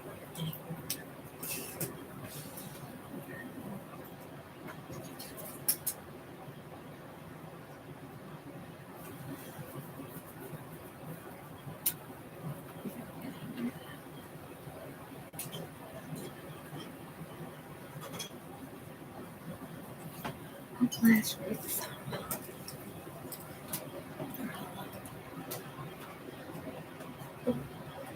For sure.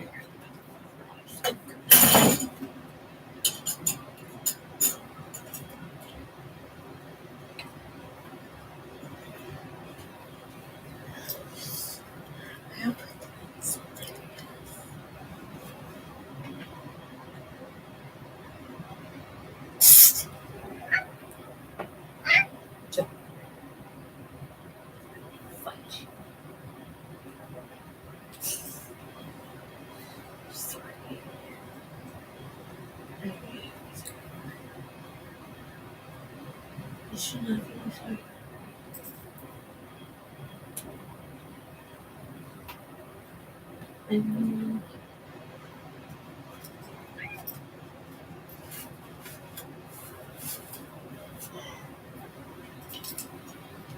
Thanks.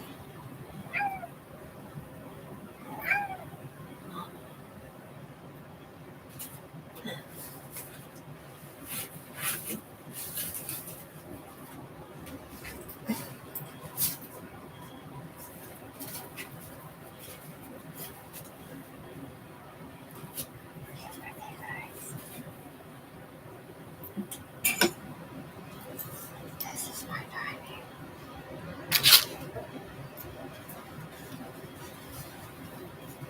That's what I mean.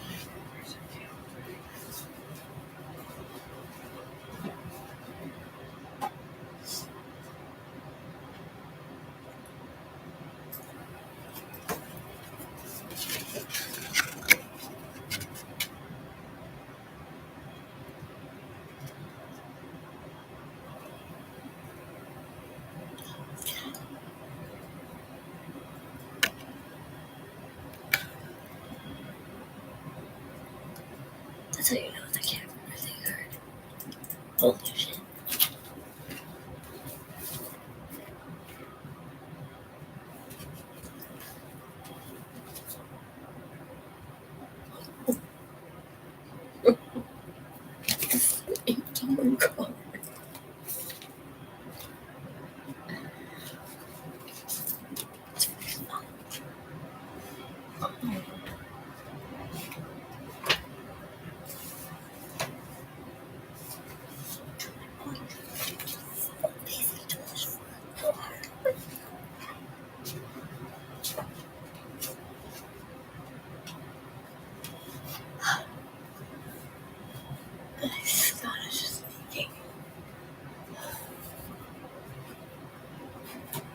Oh my god.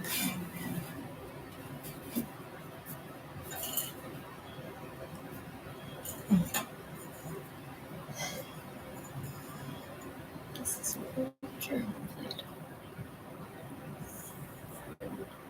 Ex-boyfriend. Really?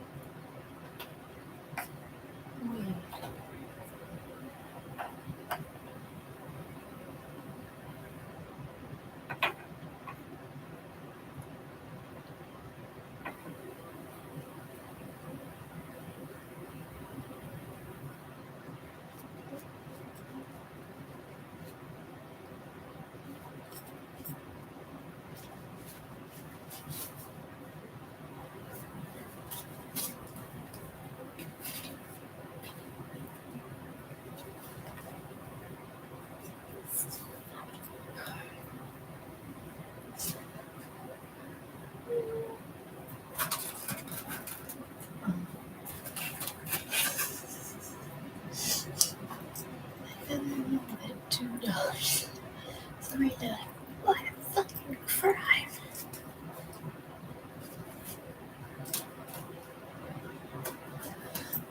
They were gonna gospel just in a fucking ever.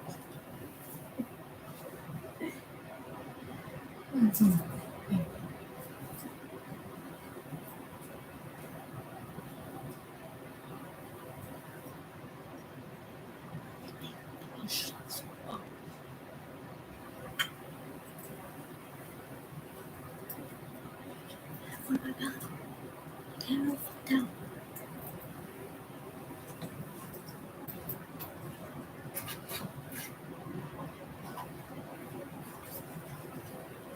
See, apparently we're supposed to be a smart generation. Feeling probably not dumber.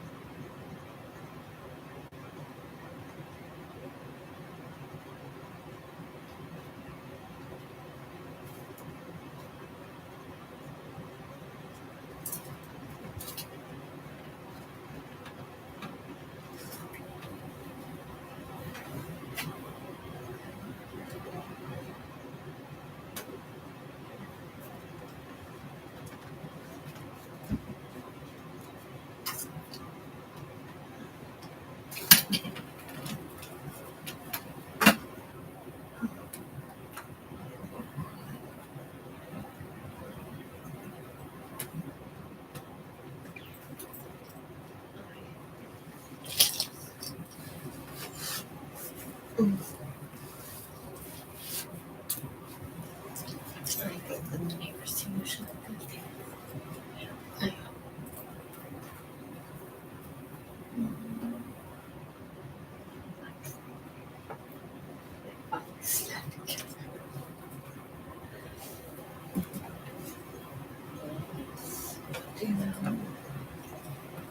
Well, I think that's get some movie. Whatever. What if they didn't kill my husband?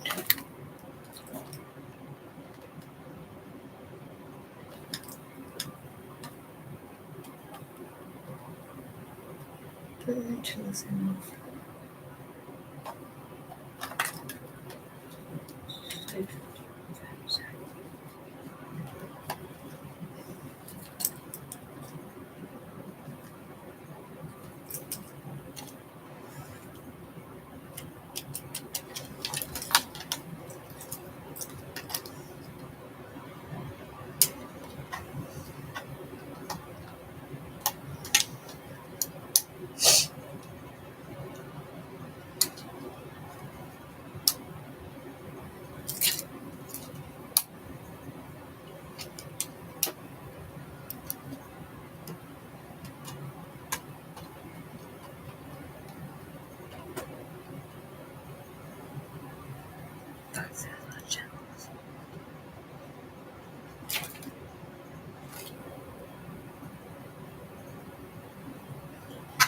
Huh? I can find my speaker. Interesting.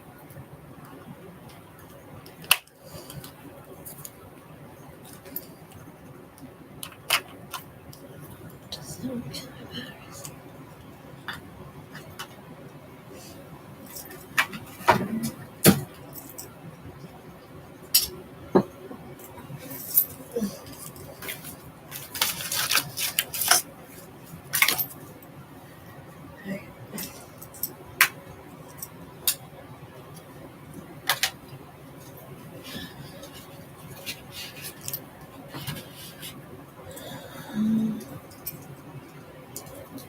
So,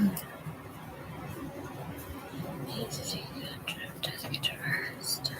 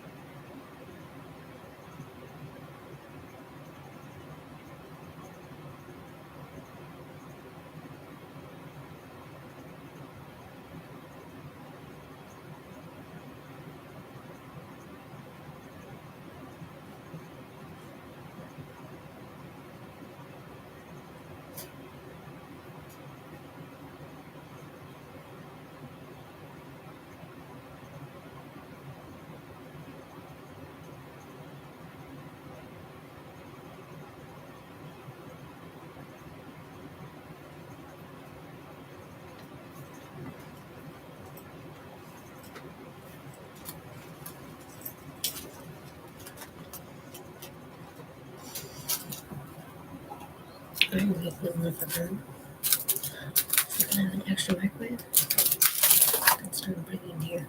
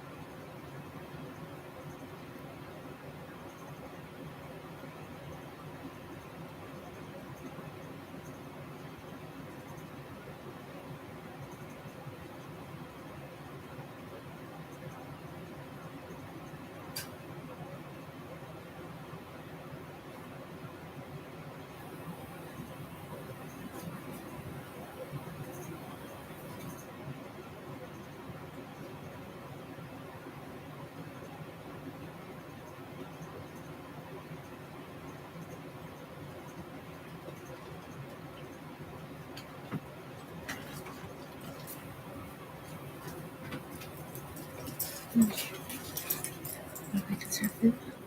Obviously, I have yes, Kit Kat, Cola, and I'm gonna have some fucking fruit with Nutella. Nuts. That's where my pizza pops go for talking shit. Okay.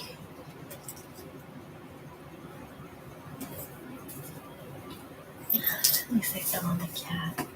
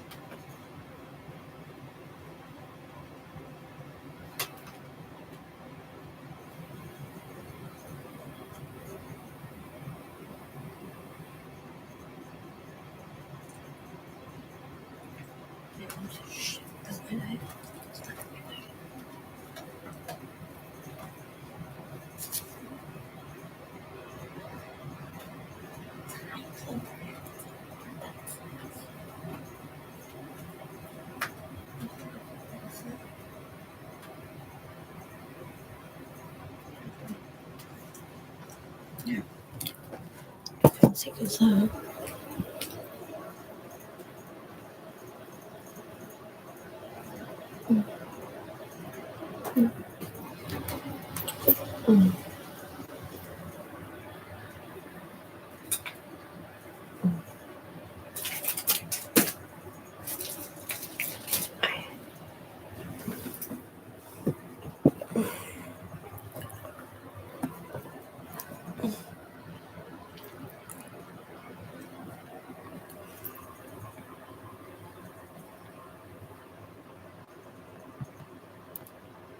Wait, yeah, that's. You know what? A lot of people hear the fucking word of Jesus in their head, so. That's why I always hold the fucking back of this thing. Fuck this keyboard. This thing is just fucking built to break. It's so bullshit.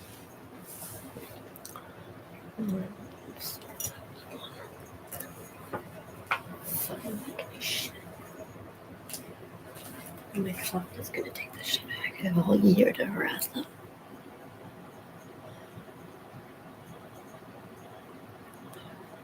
It is in the back. Okay, better.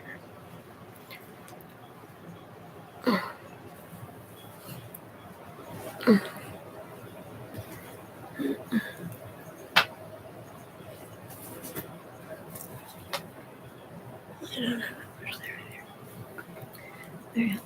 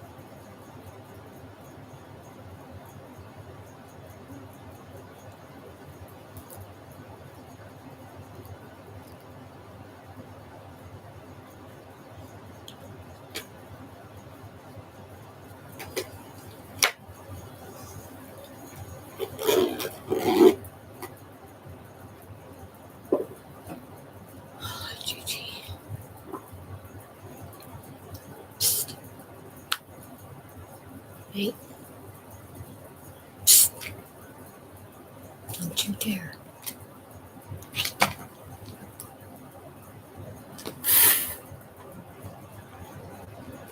Stop and go. Man, I'm just gonna go pee.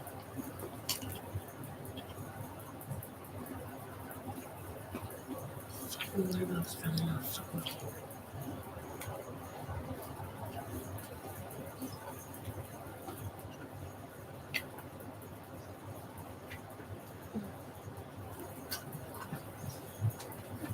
That's why I don't do kids no more.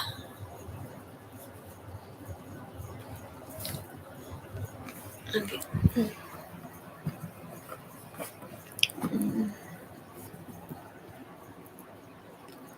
Anyway, I guess I have to watch my language if people are gonna be calling me schizophrenic, but honestly, I haven't been hearing. It's probably bananas. Hey, stop. Stop. Fight you. Fucking Madison. I just spent a lot of time in there.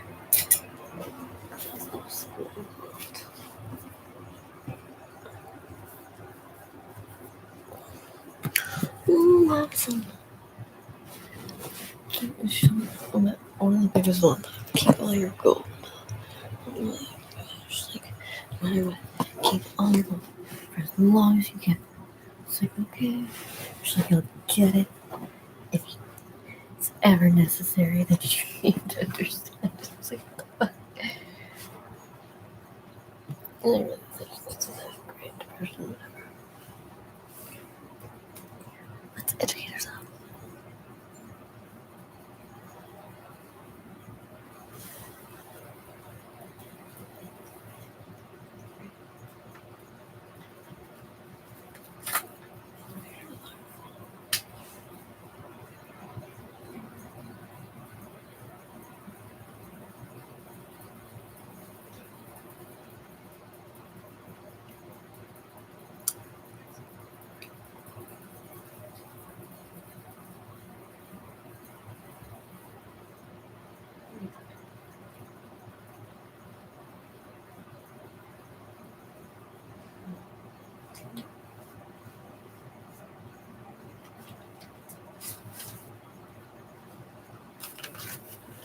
Also, it's annoying that Nana's voice telling me what to do, or like genuinely her voice speaking to me.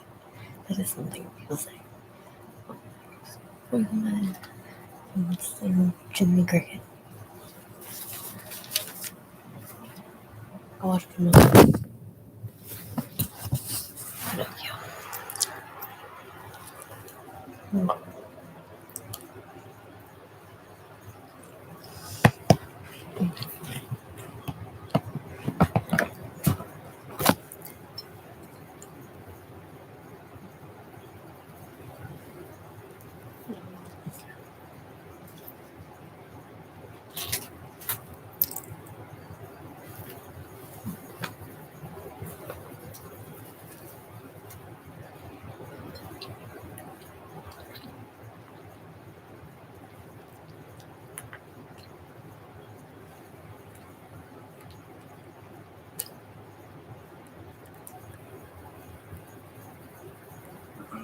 Darkness and long round Boucher just one day out.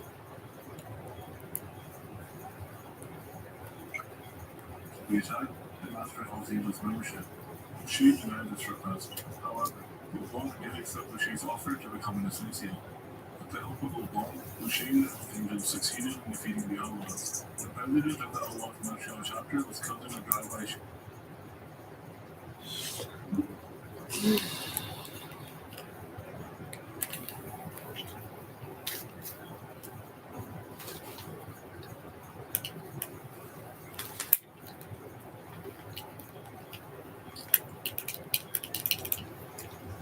Serious design, I'm just saying.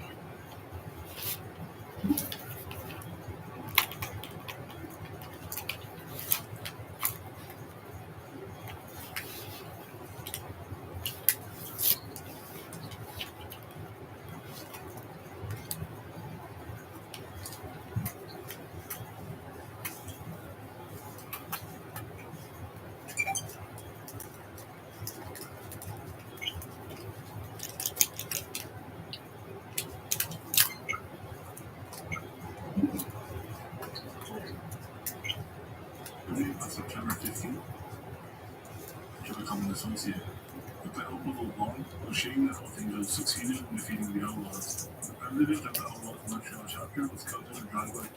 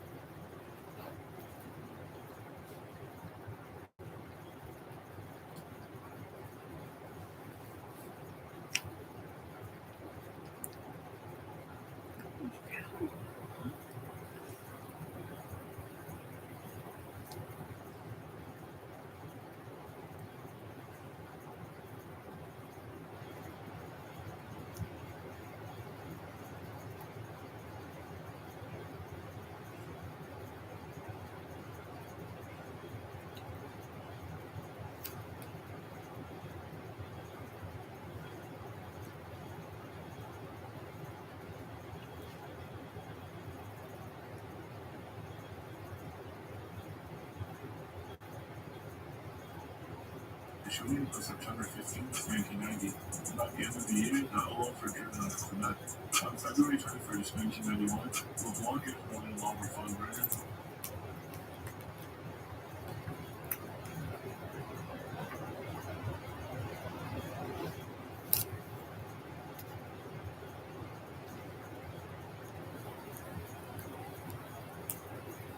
Near the Hells Angels clubhouse in Sorel. Their vehicles were found in the parking lot of the clubhouse. However, upon questioning, O'Shea denied knowing either of the two victims. O'Shea was charismatic and influential, and was greatly admired by his peers. In fact, a former Hells Angels member who later took Crown's evidence testified at O'Shea's trial in 2002, saying, quote-unquote, O'Shea was considered like a god. Like the other Hells Angels around us, he was full of adoration. O'Shea's attention to detail earned him a nickname of the Wall. He always ensured that his men understood everything and were always careful. In 1992, O'Shea founded an affiliate group called the Rockers to find the manpower needed to carry out Hells Angels operations. The Rockers members were junior bikers who carried out illegal activities, even murders, to earn a full-patch membership in the Hells Angels. As long as O'Shea reorganized Hells Angels, the gang coexisted peacefully with the Rock Machine for many years. Police sources suspect that this was due to the past friendship between Salvatore and Boucher. Salvatore also had links with Quebec's Italian Mafia, which is why the Hells Angels couldn't go against the Rock Machine while Salvatore was in charge. All of that changed in 1994 when Salvatore was arrested in Ontario, trying to import 11 tons of cocaine. He went to jail, and that was when Boucher decided to eliminate the competition. He ordered the Rock Machine to disband itself. Hells Angels wanted complete control of the drug trade, but the Rock Machine stood firm and made new alliances with Montreal drug families to resist Hells Angels' monopoly in the drug trade. A violent trickle broke out, and in 1994 alone, 20 people were killed. Boucher ordered Hells Angels to kill full-patch members of the Rock Machine, offering them up to $100,000 for killing one rival. In June 1995, Boucher, along with Walter, formed the Nomads, a group of elite Hells Angels members who vowed to fight anyone who opposed their goal of expanding drug trafficking operations. The Nomads were ruthless and didn't hesitate killing informants, journalists, or even on-duty law enforcement officials. Nomads were eligible for the Filthy Few badge once they committed serious crimes, including murders. Months after the formation of the Nomads, on August 9, 1995, drug dealer Mark Dubé was killed using a remote control device to detonate a bomb attached to his car. The 11-year-old boy named Daniel was playing in a nearby park and was hit by a fragment of the bomb and tragically died 4 days later. A commander in the Montreal police said, quote-unquote, I'm convinced today that the person who pressed the button shot the bomb explode, saw children across the street. There was no way you could not see the children across the street. Mark was sent to the role of a drug dealer working for the Hells Angels, and an Interpol informant alleged that the plan to kill Mark was hatched by Boucher in order to win back public opinion. Mark was to be sacrificed to meet that goal. However, the 11-year-old was also killed. Alleged that the plan to kill Mark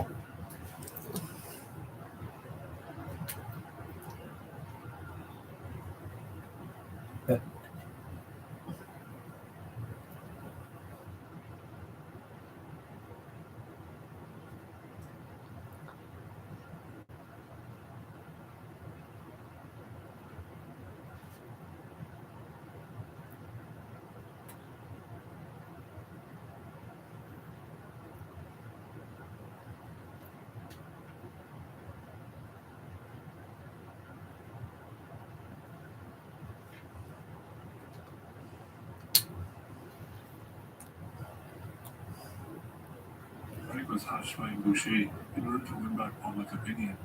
Mark was to be sacrificed to meet that goal. However, the 11-year-old was also killed, making a turnaround in the bloody gang war. A police task force named Wolverine was assembled and managed to make 130 arrests.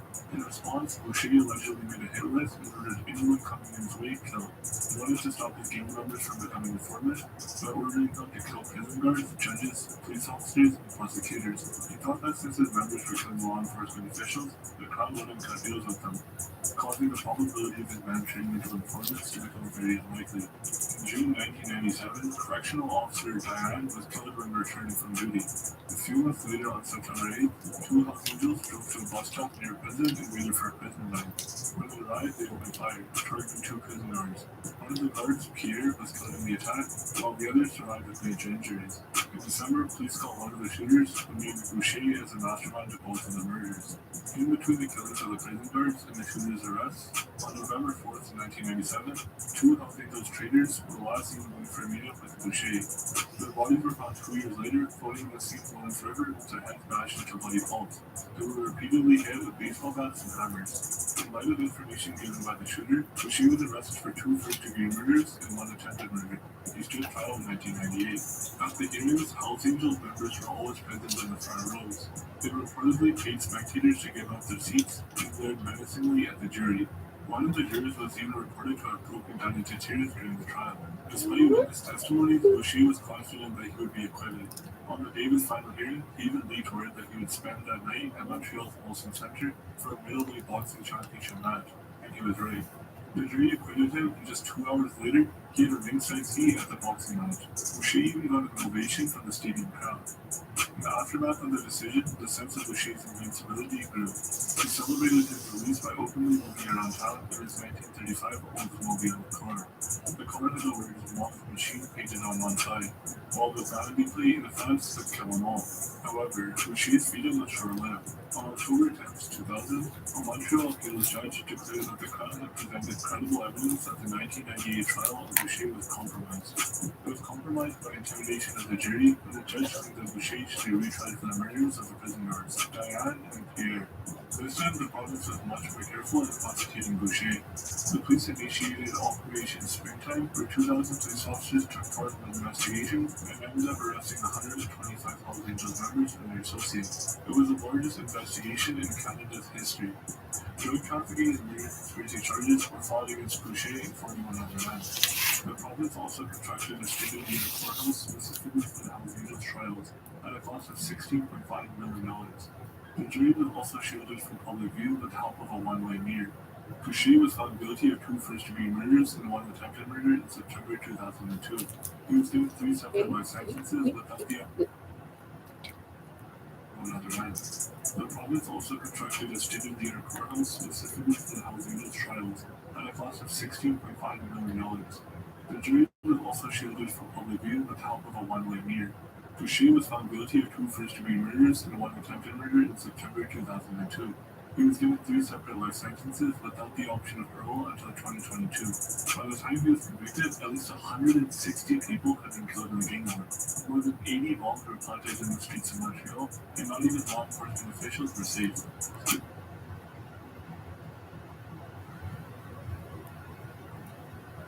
The gang war ended with Boucher's conviction. However, there was more to come. Shortly after his conviction, Boucher was stabbed in prison.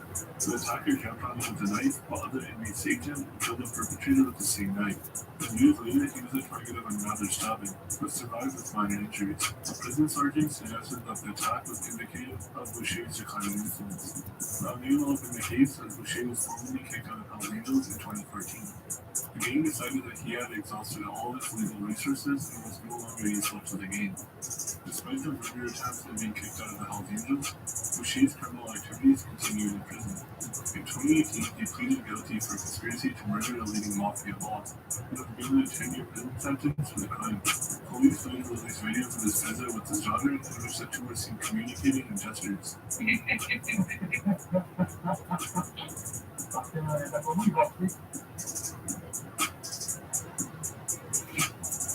Maurice Montboucher is said to have started the biggest biker war in history. He was one of Quebec's most feared men in the 90s, but his criminal lifestyle caught up to him in 2002. But if he continues to be involved in criminal activities from his prison cell, it's a possibility that the once untouchable Montboucher will never see the light of day as a female ever again. Please like and subscribe if you enjoyed the video and want to see more in the future. It helps with the channel so much. Thanks for watching and have a good one.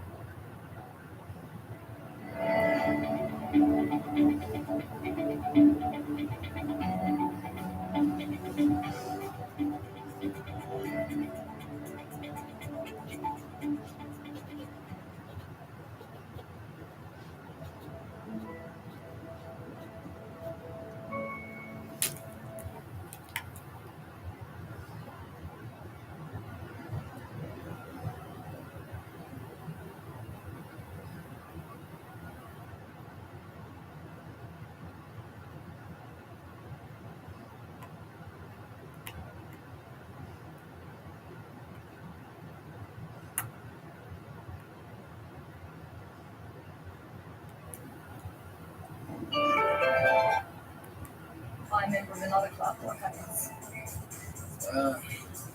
We talk about it. They executed my brother. What difference will tougher laws make? You have to do a bigger job because you're never going to stop people from hanging out with friends. But can you understand that the government is looking at the bars and wanting to be seen to be reactive to that? I had no criminal, not even spitting on the side. So how the hell can he tell me, have you got a criminal record? I'm not that at all. I'm not that.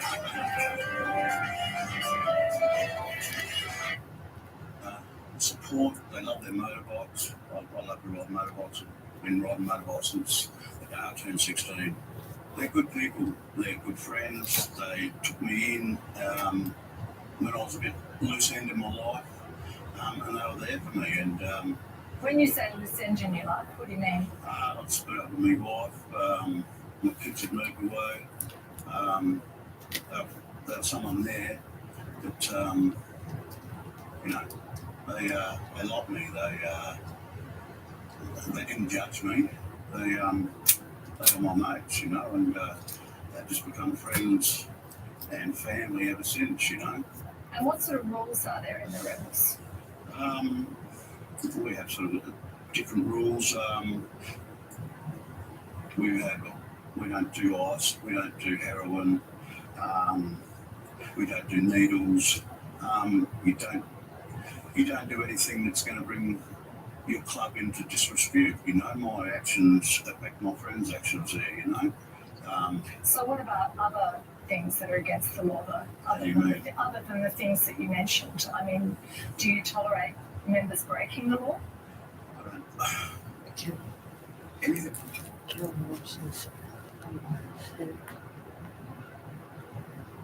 What a sweet man. He's so dirty.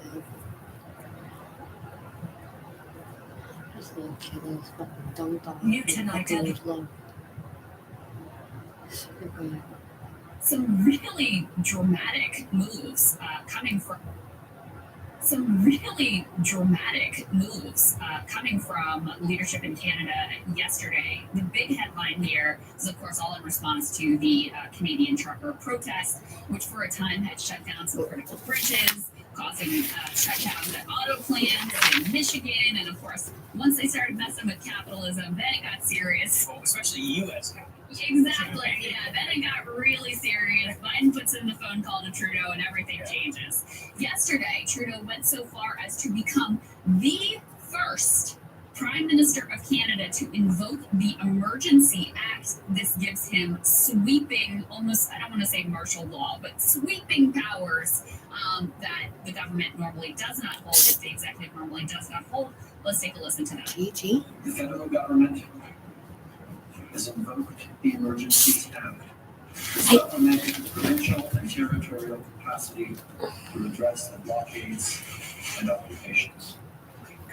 Yeah, so this is a huge deal, and I did a lot of digging here, Sagar, about like what is the Emergencies Act and what was the predecessor act, because it's relatively new. That's why it was like implemented in the 80s. That's why this is the first time ever that a Canadian Prime Minister has invoked it. They actually considered invoking it for COVID, which would make more sense because, you know, that's pandemic, way more of an emergency. you've got, you know, hundreds of I don't know how many people died in Canada. A lot of people dying in Canada. Extreme risk to the population, and you know, especially pre-vaccine, but even post-vaccine, and you know, having some broader powers to be able to distribute the vaccine. You could understand more of a case for this.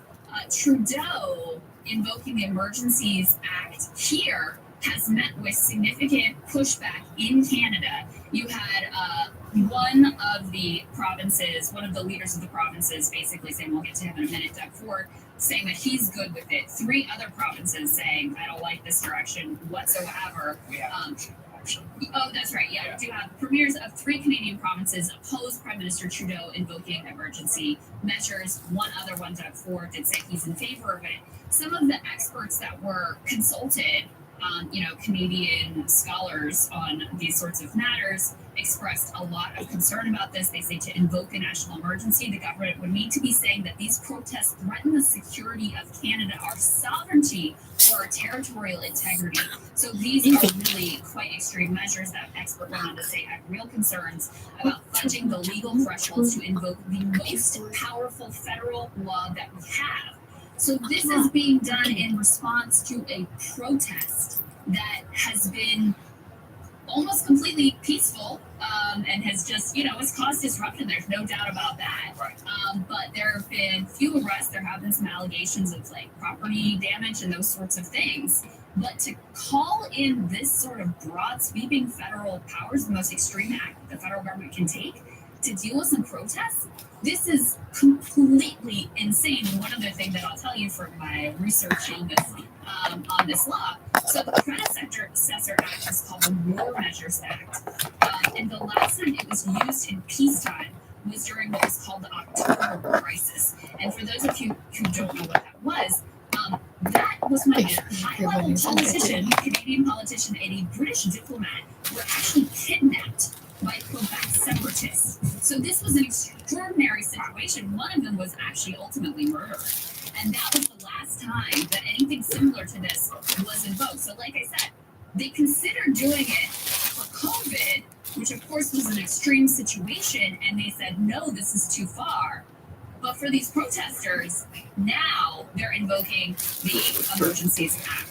Really crazy stuff. I just want to go into even more of the details on what they're allowed to do. This is CCP level acts. The Deputy Prime Minister said yesterday that banks can immediately freeze or suspend banking accounts without a court order and be protected from civil liability as long as they are connected to the trucker protests. They also are going to be seizing any funds directed towards the protests, including cryptocurrency, trying to go and ban any sort of monetary contributing to the protesters. In addition, what they have said, Crystal, is that if you are one of the protesters who's involved in this, they can not only seize and suspend your license forever, they can also even go and take money out of the owner of the truck's bank accounts. So we are looking at full-fledged financial warfare on the truckers. I don't They can commandeer tow trucks. Part of the problem was that some of the tow truck operators weren't cooperating with them and refused to move the trucks.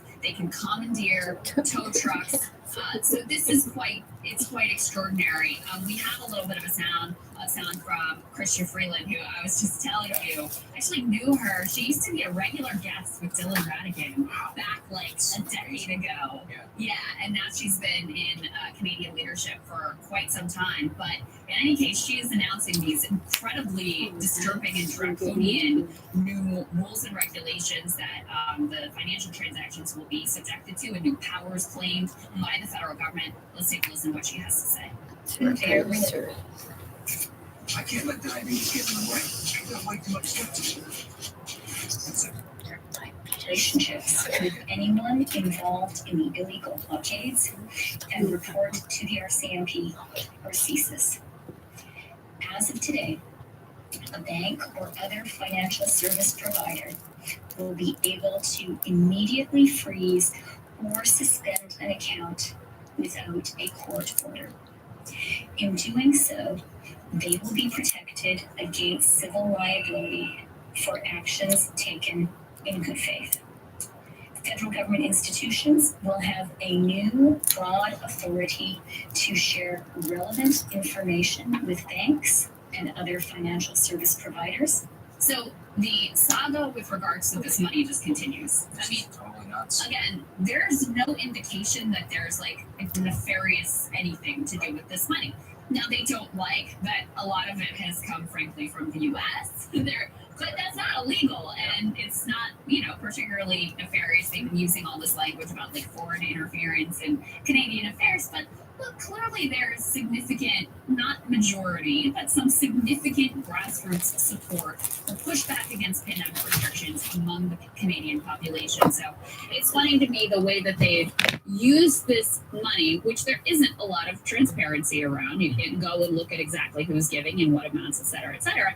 But they sort of use this money to try to paint this picture that this is some shadowy, secretive thing that is happening. And again, if you got evidence of that, then bring it forward and we can all evaluate what's really going on.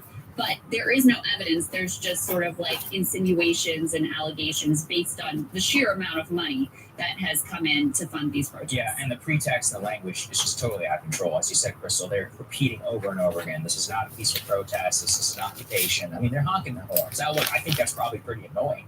If you live there, in the city of Ottawa, that's pain in the ass. And it was, as you said, you and I lived through a lot of different civil unrest here in Washington, D.C. It wasn't exactly fun to live around, but that's part of what living in a liberal, free, open society is. I'm reminded often of, there's that clip from the Newsroom, terrible show, but there was a clip that went viral back in the 2010s where the host was like, many other countries have freedom. What are you talking about? And I'm reminded in these moments that it's not truly true. I mean, you have here the Canadian Prime Minister, who is our neighbor to the north, invoking the Emergency Act, declaring full-scale financial warfare on his own citizens, suspending civil liberties. I mean, that's crazy town. I don't even know, in the history of the United States, it's one of the most rare things to ever have done that. I think maybe Lincoln in the Civil War. And this is being done in order to stop truckers protesting in the capital city in a supposedly free, liberal, and open society. No, that's not freedom. Like, if you can seize the bank accounts and just simply go after them with no recourse in the Canadian judicial system, you don't live in a free country. That's very clearly what's happening here. I don't know if I gotta think that one through because, we saw some really aggressive actions taken by the federal government here during the George Floyd protests. We saw what happened with the peaceful protesters in the square by the White House. We saw the way that, federal operatives were sent to infiltrate the protesters. Yeah, those people could raise $60 million. That were in Portland. Sure, yeah. They did. And by the way, we should do a segment on the fact that no one knows what's going on with that money, and it is shady as hell, and no one basically wants to touch it. And they have a constitutional right, though. And what I'm pointing to is our Constitution. I'm not saying it's perfect, but we're a lot more free than the Canadians, and I can tell you that right now. Yeah, I don't know. We're about to cover for this weekend how the CIA has some other secret data collection program. So we don't overtly come out and say we're going to suspend all civil liberties, but I also wouldn't say that our civil liberties have exactly been protected. There is no we can say that debate for another day. No saying that it's not perfect, but come and take it is a meme for a reason. We do want to point out, though, listen, these protests have had they're working. Yeah. There are a number of Canadian provinces now that have rolled back some of their pandemic protections.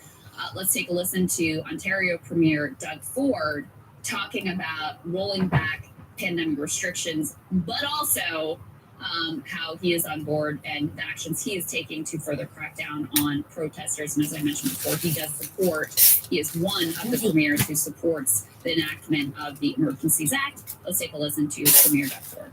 Because of this progress, we heard from our Chief Medical Officer of Health, Dr. Moore, 2 weeks ago, and again last week, that we were fast approaching a time when we could safely remove restrictions.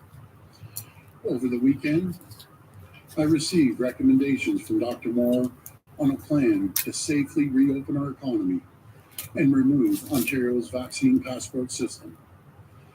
I've accepted these recommendations, and so today I can announce that beginning on February 17th, we will remove all capacity limits except for sporting events, concert venues, and theaters, which will be capped at 50%. Those who are still there, to those of you who are there with the sole objective of causing disruption and chaos, there'll be serious consequences for this lawless activity. We will continue to raise the consequences against those who are holding millions of jobs and people hostage. A number of personal vehicles were seized over the weekend, and those seizures will continue. Let me be clear. If you choose to use your vehicle to create chaos, you will lose that vehicle and your license, plain and simple. So that's the dual message there, Crystal, which we did find very interesting, which is on the one hand, they're like, okay, we hear you, no more vaccine passports, which is kind of interesting. It's even happening here in the city of Washington, D.C. Our mayor removing the vaccine passport system after a month. Thank you for destroying some businesses that refuse to comply in the interim. And cases are actually worse now. So it seems like the polling has changed. But that's really what goes to show you what's happening in Canada. They're trying to have the dual approach of, we hear you. Basically, I think what they're trying to do is placate any of the domestic political sympathy with the protesters and then try and remove the protesters through extremely forceful means at the same time. Yeah, it all changed on a dime. Right. They started messing with the U.S. Capitol. I mean, that really is the flip right there. Before that, they really were just kind of, there were some actions being taken, but mostly they were just kind of letting them do their thing. Mm-hmm. And then once auto plants started to have to shut down because the bridge traffic was closed, Biden makes this call. Then all of a sudden you see both all right, fine, we're going to give on some of the pandemic. We're going to throw you all a bone. We're going to give in on some of these pandemic restrictions, which, that poses giving in on the pandemic restrictions. In fact, that's something that business community really wants. So it doesn't pose any sort of threat to, capital. So that's easy enough to do. And then on the other hand, we're going to crack down on these protesters. I haven't seen polling. I'd be curious to know what the Canadian public thinks about the sort of more aggressive tactics towards protesters. I wouldn't be surprised if there's fairly decent support if I had to guess. To get this thing under control and get them off the streets and arrest them and do whatever we've seen that to get them out of there. We've seen that in Europe, Crystal. I would put the Canadians much more analogous to like the Europeans. They actually largely support a lot of these measures. Sadly, I mean, but look, it's their country. They can do whatever they want. But from what I can see in Germany and in the UK, France, there are some protests, but the vast majority of the public seems to either be okay or support these types of aggressive measures. Like I said, look, the West, we have some similarities, but we're very, very, very different people. And even our neighbors to the north, I don't know. I would guess, based upon public polling, they probably support it. And, even vaccine passports and all that were very broadly popular up there. Yeah, no, that's right. I mean, I think, again, zooming out for the relevance for the American public, I think the actions of GoFundMe and the awareness of the ability of these tech platforms to just pick and choose which causes they support, that's, obviously a problem that would afflict us as well. So that's incredibly significant. The fact that there was a global spread to other countries of these type of protests. And then something I'm going to be talking about in my monologue is the left could learn something from the tactics that were employed, but also kind of the limits of what this protest was ultimately all about and why it was so easy for officials to ultimately cave to it in some respects and basically give them what they want. Yeah, so, I think that's right. Very interesting story that we will continue to follow and see what happens next. Hey guys, thanks so much for watching. That's right. Just as a reminder, you can become a premium subscriber today. Watch the full show completely up.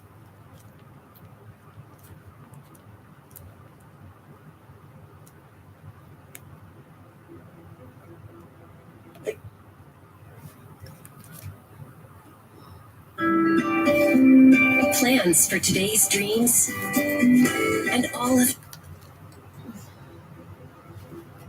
the gunman, who was dressed as a construction worker wearing a white desk mask, fired shots point blank at Raposo's head. The man hired to carry out the execution, Dean Witcher, smirked at the verdict. Though only 26 years old, Witcher already has a lengthy criminal record. Hey guys, in today's video we'll be talking about Dean Witcher, a notorious hitman that was involved in multiple high-profile assassinations of gang leaders in both the east and west coasts of Canada. Let's get into it. Starting with his early life and how he started his criminal activities. Dean Witcher was born in 1986 to a middle-class family in Stouffville, Ontario. In one account, his lawyer even mentioned that Dean Witcher came from a good family, which is unusual to think about when considering his violent behavior. Into his late teens, he spent lots of his time rubbing shoulders with the authorities, a hobby that saw him occasionally jump in and out of custody. Right from a young age, Dean Witcher showed aggressive behavior.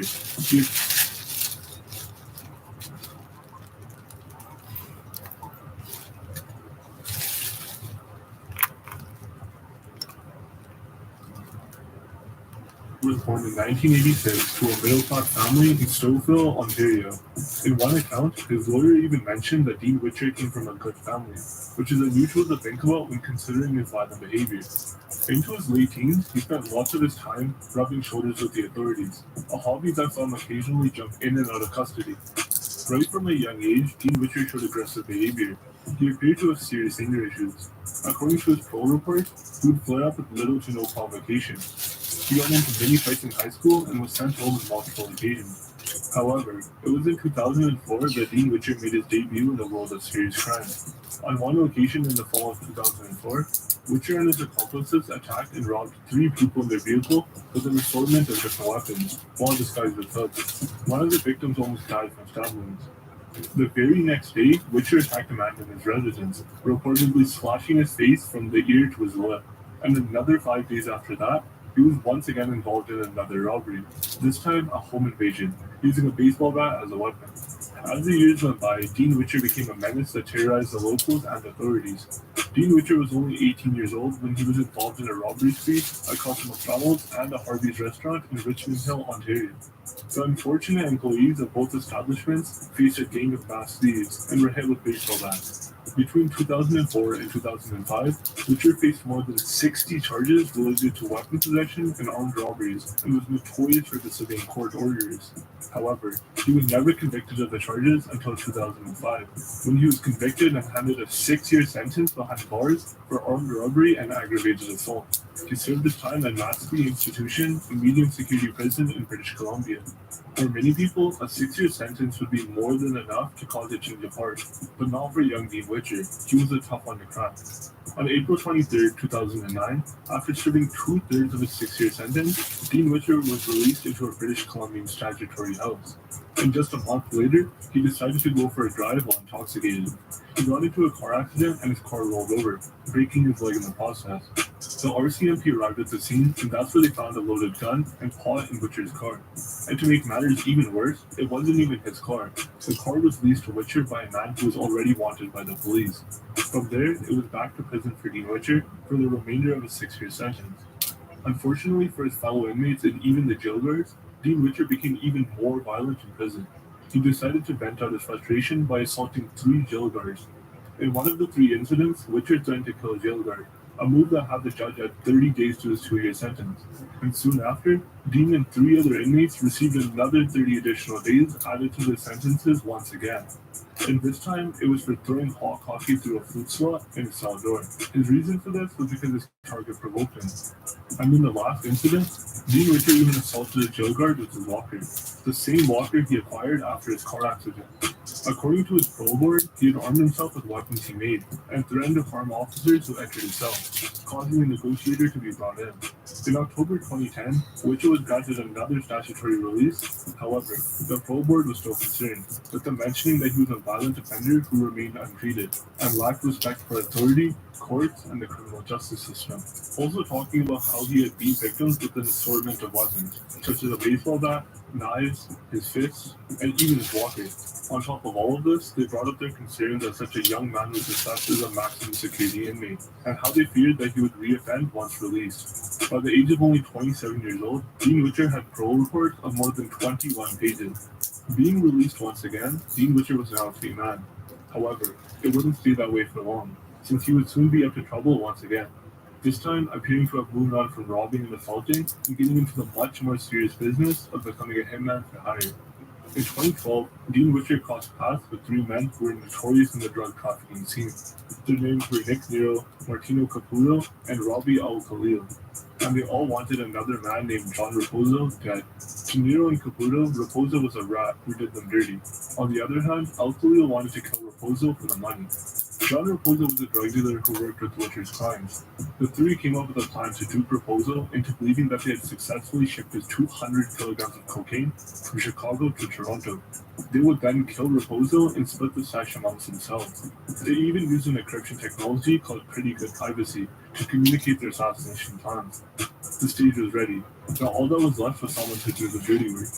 Dean Witcher's violent reputation spoke for itself. To them, despite his anger issues, he was the right man for the job.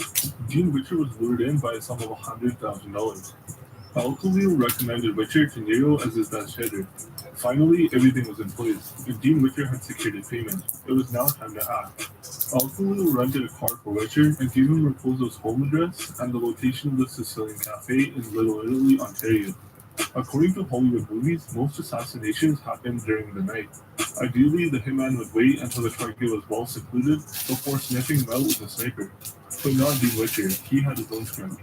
According to eyewitnesses, the incident took place on one crowded afternoon as Raposo was enjoying an Italian Euro Cup game on Sicilian Cafe's sidewalk patio. Suddenly, a man dressed in construction clothes and a dirt mask walked in and shot Raposo in the head 4 times.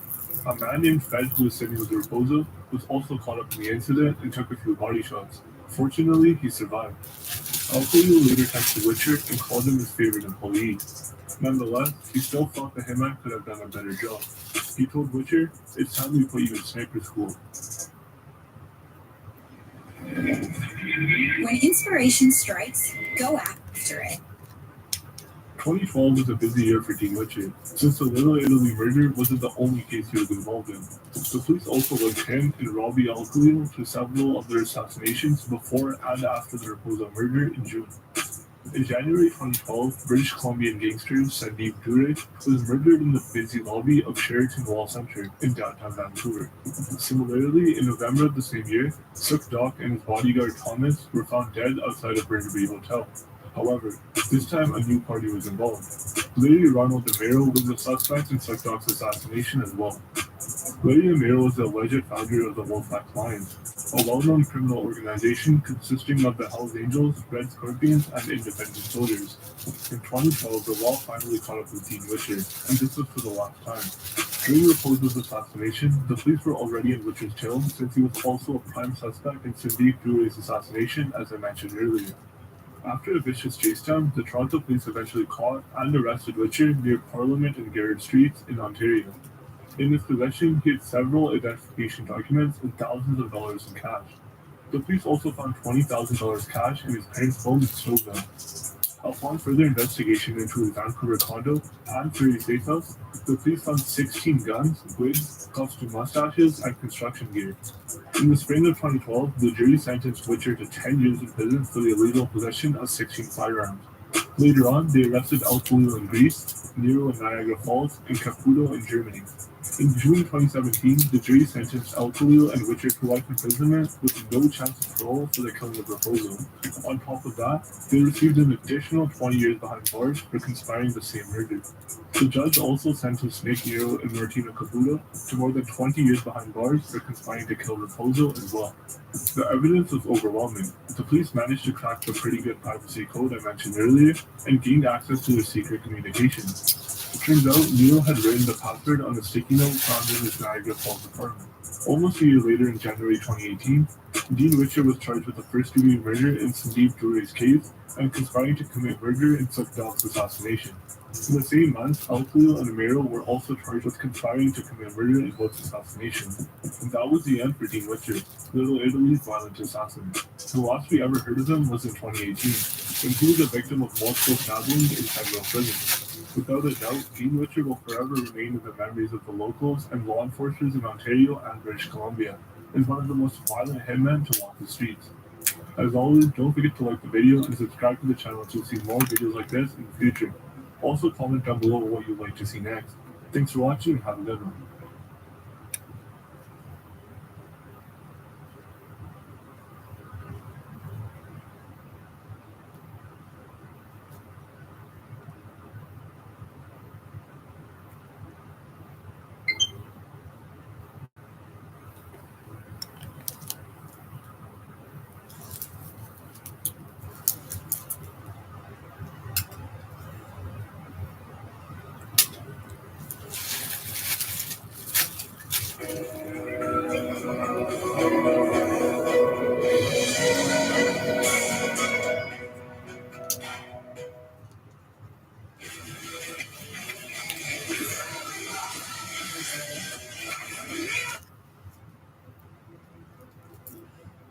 After the murder, Robbie Al-Khalil fled the country when a number of search warrants were executed by the Vancouver Police Homicide Unit.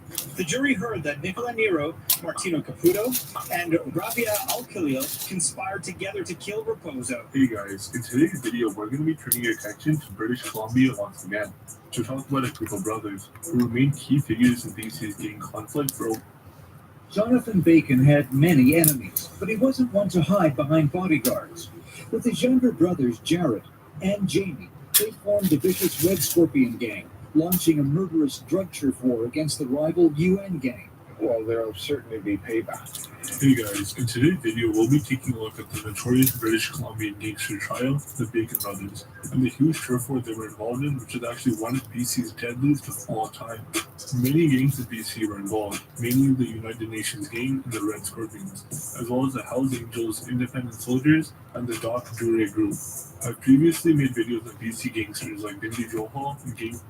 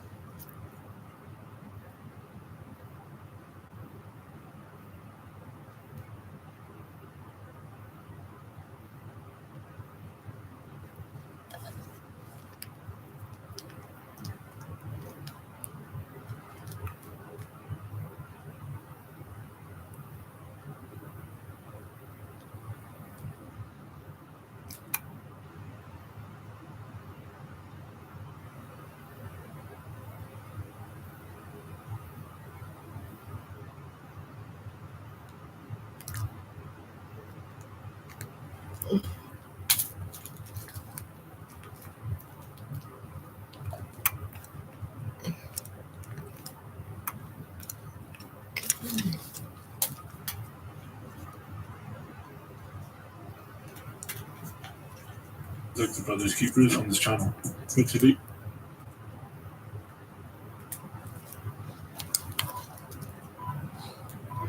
that's Wayne Palestine, and here we are in his house, and the people you're about to see, 5 of them are the accused in the Bandidos trial. You're not here by accident. No. Okay, so I'm here because, well, I would say vicinity to the crime scene has something to do with it. Okay? Well, then prove it to me. I'm not here. I don't prove anything. You do. Okay, well, you're actually right with that. Hey guys, in today's video, we'll be taking a look at Wayne Coleston, one of the most wild and dangerous gangsters in Canada, as well as diving into the details of the gruesome Shedden massacre, what caused it, and how he danced on that dark night of April 7th, 2006. Wayne Coleston, the Wiener, was born in May 1949 in Ontario, Canada. For years, he was a notorious outlaw biker, gangster, and drug dealer. To some, he is among the most dangerous people you'll never want to meet.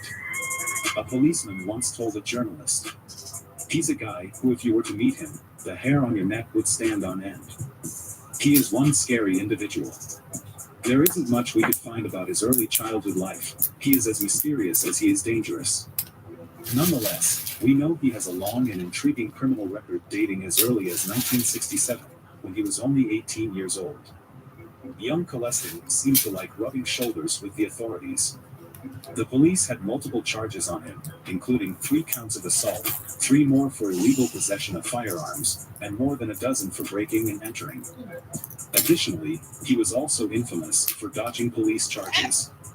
At one point in 1982, some witnesses even testified that Colestin was responsible for the murder of a big-time businessman, Giovanni Di Filippo. According to police reports, Di Filippo was assassinated by a person disguised as a pizza delivery man. Some police officers were sure that it was Colestin who pulled the trigger. However, they never obtained enough evidence to throw him in prison.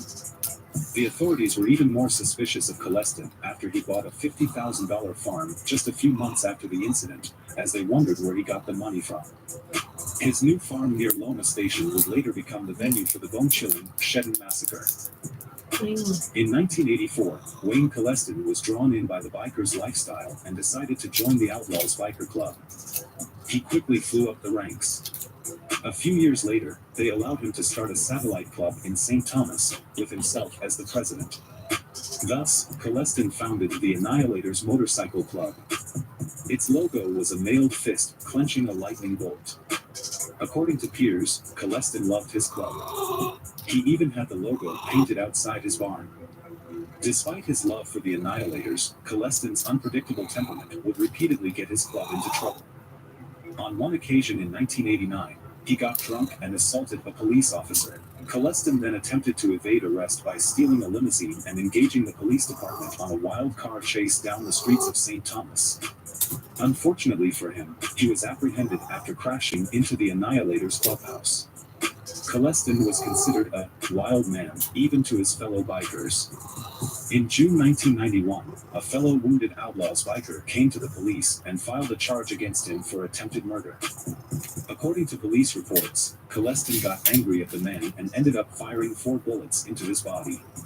However, the charges were later dropped after the biker refused to testify against the club president. Not long after the charges were dropped, the police found the body of David "Sparky" O'Neill with 3 bullets embedded into his skull.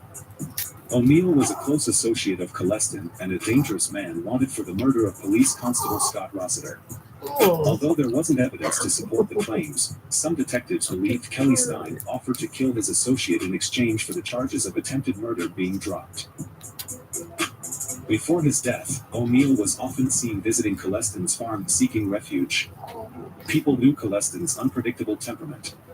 However, it was in 1992 that the police got to know more about the Annihilators president. In March the same year, there was a major police crackdown against the Outlaws biker gang. The police raided Colestin's farm and arrested him while he was drunk and high in his living room. Additionally, the police found him surrounded by guns, cocaine, and Nazi memorabilia. To no one's surprise, Colestin was a racist and passionate homophobe. Every year, he would travel to London to protest against the local Gay Pride Day, waving the Confederate battle flag. He even had a giant Nazi logo mowed on his fields. To further show his support for the white supremacists, he ran a security company with the KKK initials boldly inscribed on its business cards. While in custody, a prison psychologist tried to figure out how Colestin's mind worked. In conclusion, he discovered that Colestin wasn't criminally insane. Instead, his aggressive criminal behavior was a matter of choice amplified by his paranoid narcissistic nature. During Colestin's era, the Hells Angels were also tirelessly working to rule the outlaw biker scene in Canada. It was a long and violent process that saw the 1990s bathed in the blood of many rival bikers. Amid all that chaos, a London millionaire named Salvatore Vecchio was found dead in a swamp next to Colestin's farm. Once again, Colestin was the prime suspect of another high-profile murder. Even the police officers believed it was him. Salvatore Vecchio was big in Ontario and was among the few people in the city to own a Ferrari. He was a real estate guru, loan shark, and co-owner of an adult website that he ran with the help of the mafia and other outlaw biker organizations. Colestin and his biker gang were against the Hells Angels. Nonetheless, they lacked the numbers needed to stand against the Mammoth Club. They had to join the Loners after being kicked out of the Outlaws Biker Club because of Colestin's rowdy and unpredictable nature. The Loners Club is a Canadian outlaw biker club founded in 1979 by Frank Lenti and Gennaro Rosso. Although it's not among the big biker names in Canada, the club has an international presence in the United States and Europe, and are reported to still be active in the streets of Ontario. That being said, even members of the Loners Club didn't particularly like Colestin. They only accepted the collaboration to boost their numbers. One of the loners even commented, "Can you believe the type of people we're attracting?" It was also around the same time that a man called Giovanni Boxer Musadier joined the Annihilators as Colestin's protege. Colestin then changed the club's name to the Chatham Loners. Meanwhile, Colestin's reputation caught the Hells Angels' attention, and they offered him to join the organization. They thought he might help progress their campaign in southwestern Ontario. Colestin refused, beat, and expelled some of his bikers who wanted to join the Hells Angels. On October 22, 1999, the Hells Angels retaliated against Colestin. On that fateful day, he was the target of a drive-by shooting by former loner Dane McLeish and Quebec Hells Angels Philip Billy. Colestin was relaxing in his truck when suddenly they fired a shotgun at his truck several times. Nonetheless, the assassination attempt failed, and Colestin survived. The police decided to investigate the assassination attempt and take the opportunity to search Colestin's farm. They found what they were looking for. He possessed a stash of 40 guns and a rocket launcher. Therefore, they charged him with violating Canada's gun control laws. Nonetheless, they released him on bail. It was now December 29, 2000, and many outlaw biker gangs like the Satan's Choice, the Lobos, some Loners, and many others traveled to Montreal to merge with the Hells Angels. That move quickly established the Hells Angels as the largest and most dominant club in Ontario. As a result, the Greater Toronto Area had the largest concentration of Hells Angels chapters in the entire world. Once again, Colestin and his Chatham brothers found themselves alone against the mighty Hells Angels. For their safety, they decided to join the Bandidos on the 22nd of May 2001. The Bandidos Motorcycle Club is reported to be the second largest and most dominant outlaw motorcycle club in the world, behind the Hells Angels, according to authorities. They are among the chosen few bikers who can wear the 1%er patch that shows proof of their dominance in a region. Nonetheless, some law enforcement authorities, like the FBI, classify the club as a criminal syndicate. Unfortunately for Colestin, the 1999 arms possession incident came back to bite him. He was found guilty of violating Canada's gun control laws, and they sentenced him to 2 years in prison. Eventually, he was released in 2002 only to discover that his former protege, Musadier, was now the president of the Canadian Bandidos Biker Club. Some journalists remarked, the puppet had cut his strings.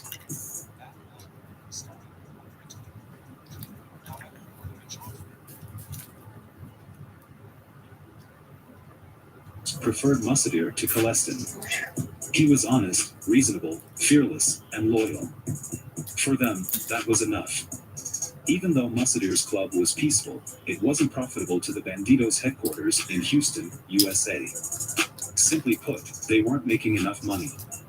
At the time, methamphetamine was the most lucrative drug in Ontario's drug market, and Colestin was already in the trade to make money to clear his debt and keep his farm from foreclosure. Surprisingly, Musadier summoned Colestin and ordered him to stop selling meth. On top of that, he forbade all the Canadian Bandidos Club members from selling meth. Why? Because he thought it was morally wrong, even though he himself was a cocaine addict. The no meth order greatly infuriated Colestin and another ambitious Bandidos gangster named Sandom. They both commented that the entire Canadian Bandidos Club was more concerned with being a social club than a money-making organization. One gang expert even commented, on a scale of 1 to 10, the Canadian Bandidos Club was rated somewhere between 1 and 0. Apparently, the American leadership of the entire Bandidos organization shared the same sentiments.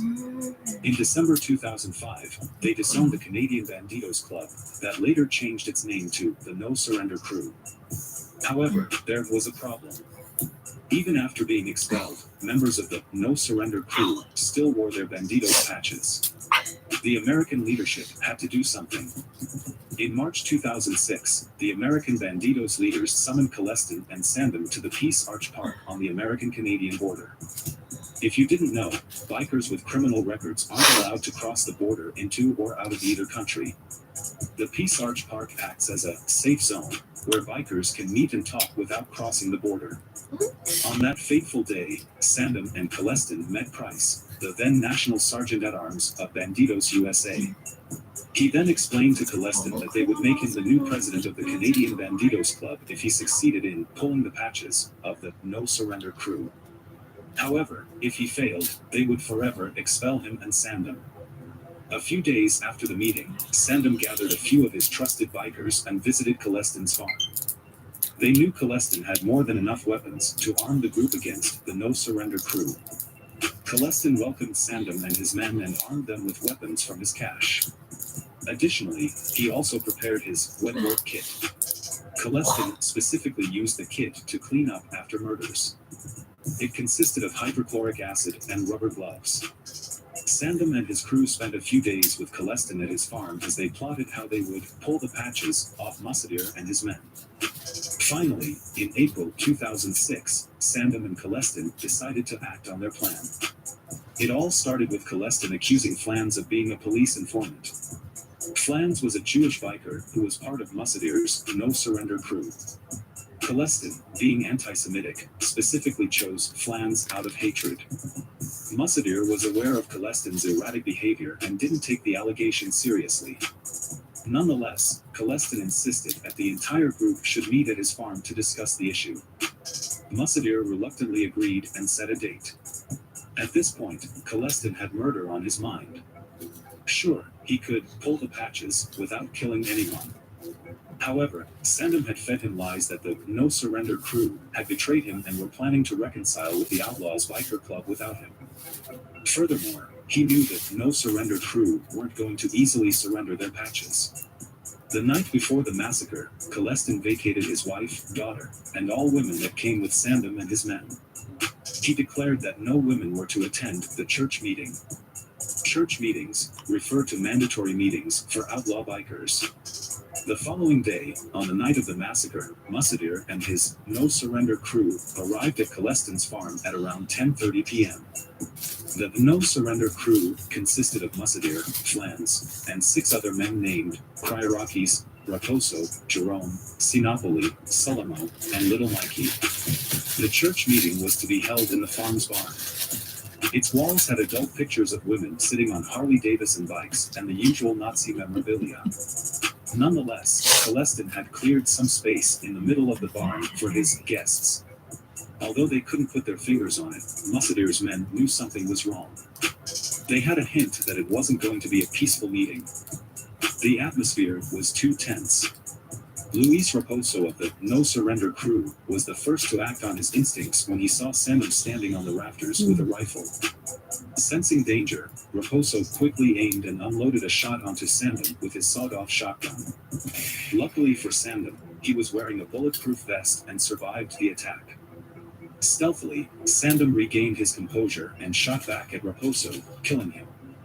Raposo was known for his middle finger gesture.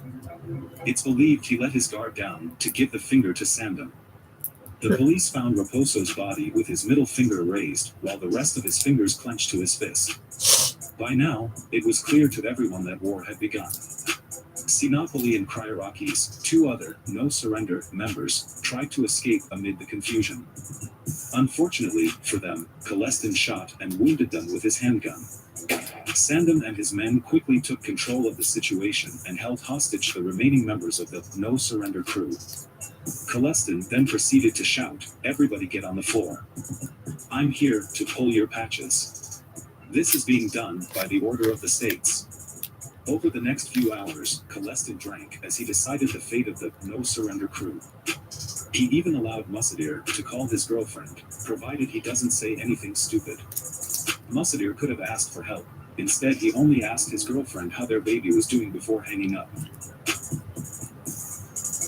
He chose to abide by the biker's code that was against asking for help. As Colestin drank and ranted to his hostages, he would occasionally pistol whip Flans several times, telling him, I'm saving you for last, you Jew. Meanwhile, Sinopoli was crying endlessly, stating that he had a bad feeling about the peace meeting. Kryorakis was also crying as he prayed in Greek. He also pleaded to Celestin that he had a family back home. Suddenly, Solomon, a fellow imprisoned member of the No Surrender crew, snapped back at them, "We're bikers. We're not fucking Boy Scouts, so stop whining." In the course of the night, Celestin asked Musadir to join him in exchange for his life.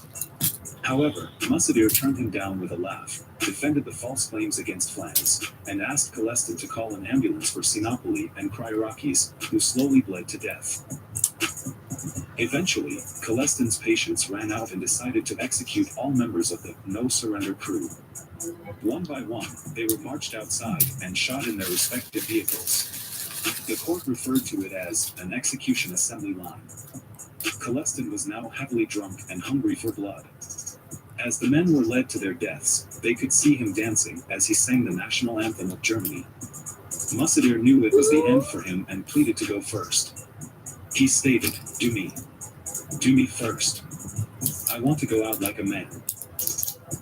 Celestin quickly took his former protege, matched him to his truck, and shot him in the head and chest at point-blank range. Several days later, the police overheard one of Sandham's men remarking, "This guy, he went out like a man." He laughed. Went out like a man. Next was Kryorakis, who they had to drag out as he prayed in Greek and cried uncontrollably. Most of the bikers were surprised, as they expected their fellow outlaw biker to be tougher. Third in line was George Jessup, a 52-year-old biker dying of cancer.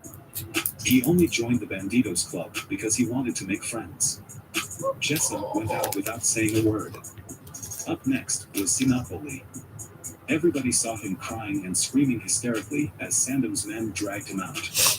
He repeatedly said that he had a bad feeling about the meeting. He wished he listened to his gut. Celestin pulled the trigger on Sinopoli, but he survived because the gun jammed. Celestin was given another gun and finished off Sinopoli, who was bleeding and crying in pain.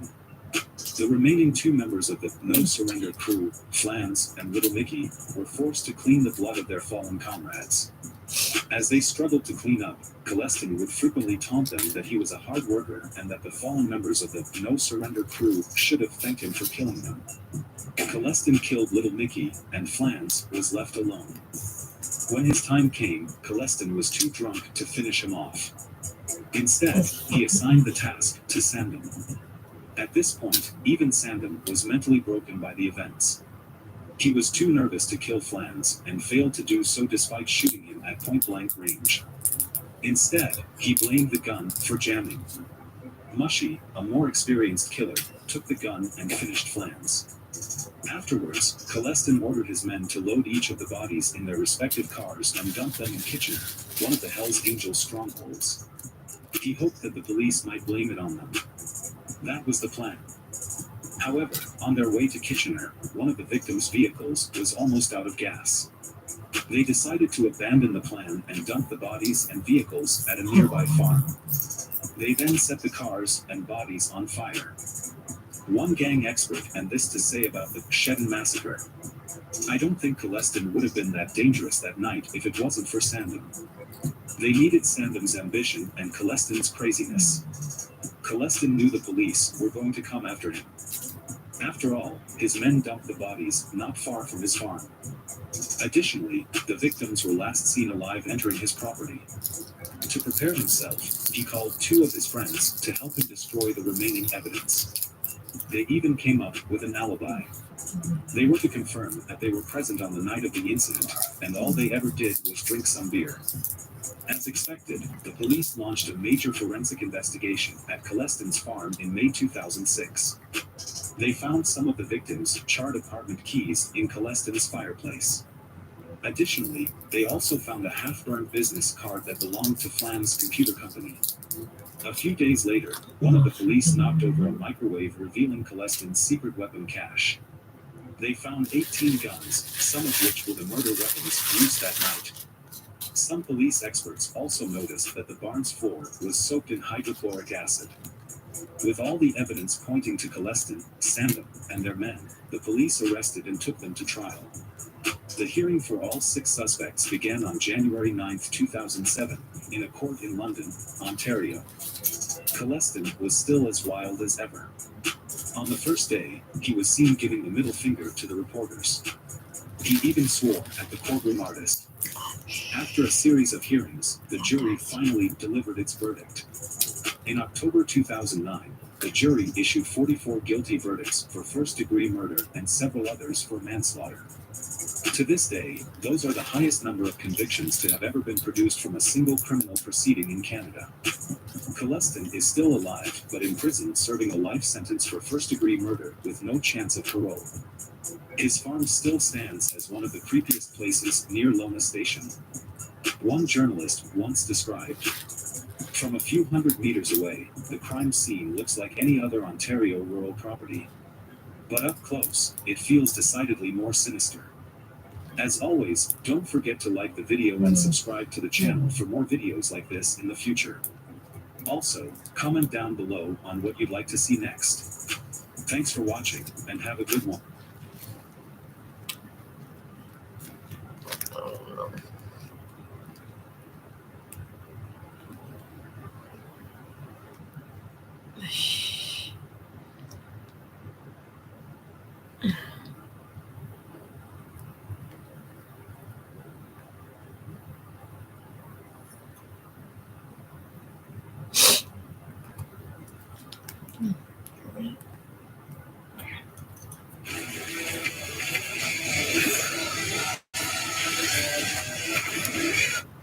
He was once known as the Teflon Don for his ability to avoid criminal charges.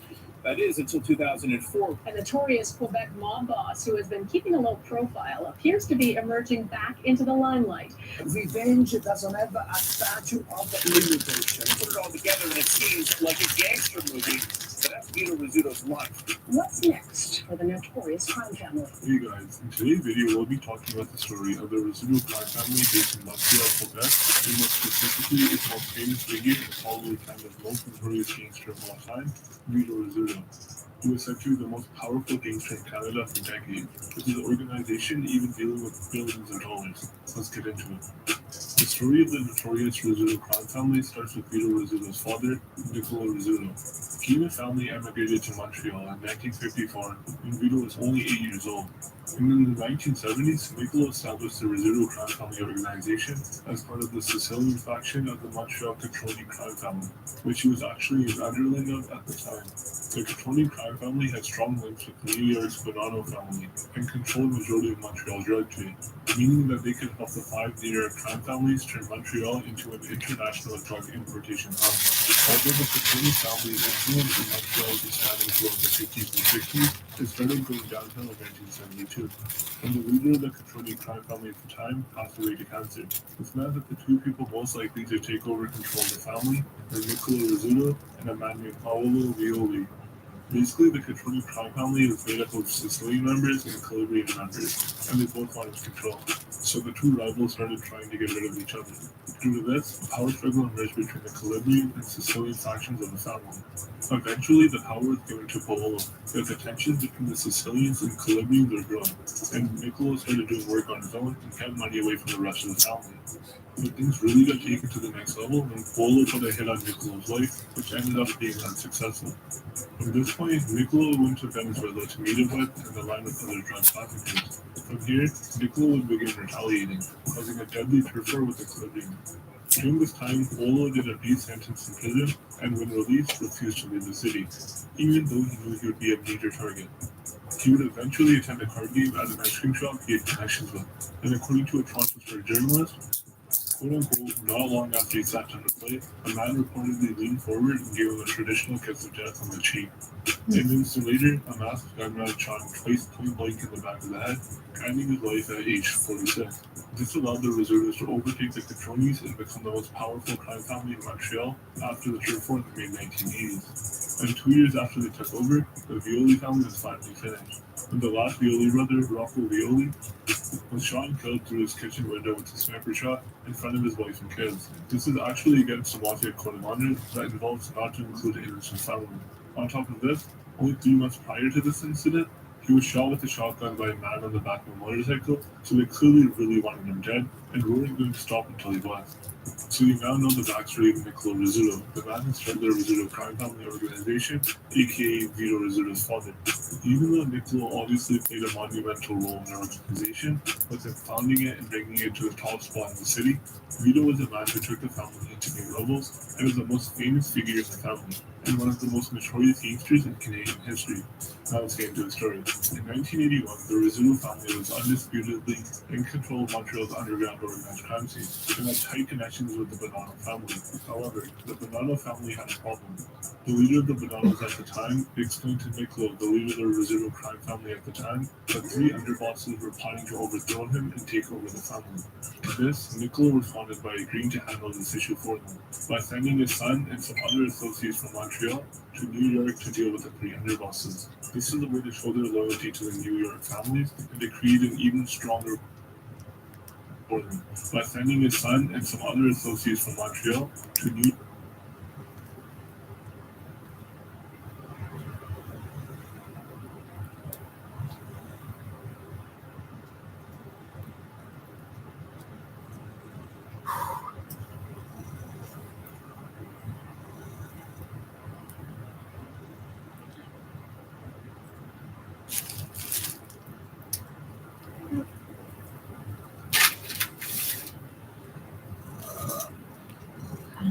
There's also quite a bit of pickle dick.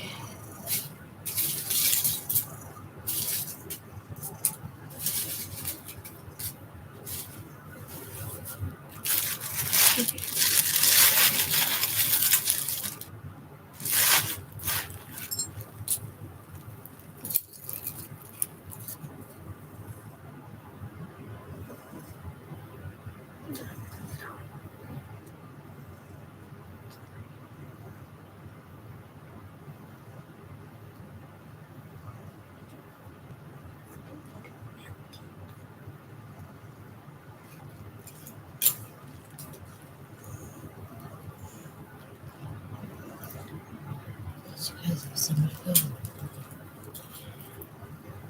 I know your heritage. So my God. Shame on my part. Please, I can try to get back some of my people sometime.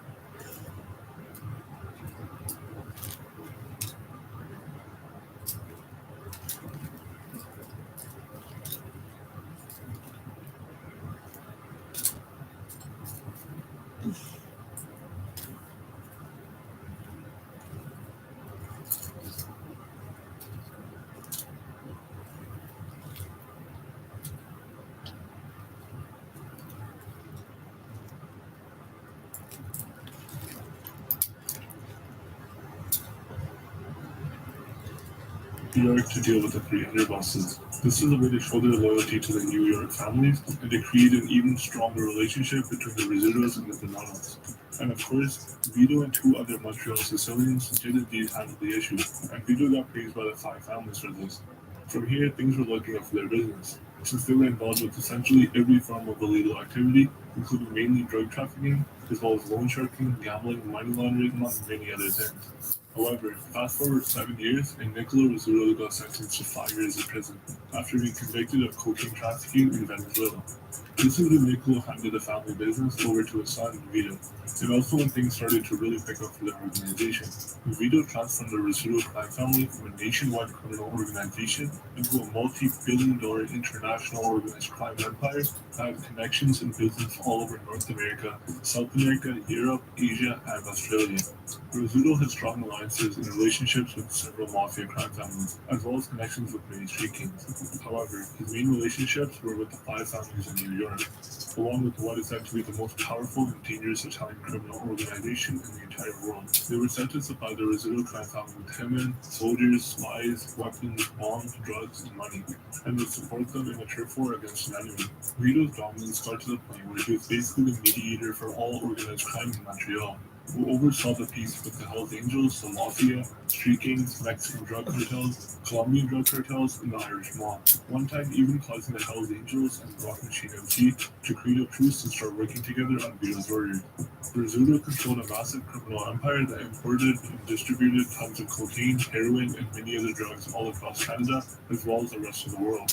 He also laundered hundreds of millions of dollars, were running off millions of dollars for venture and business, and made obscene profits from fraud, illegal gambling, and contract killing.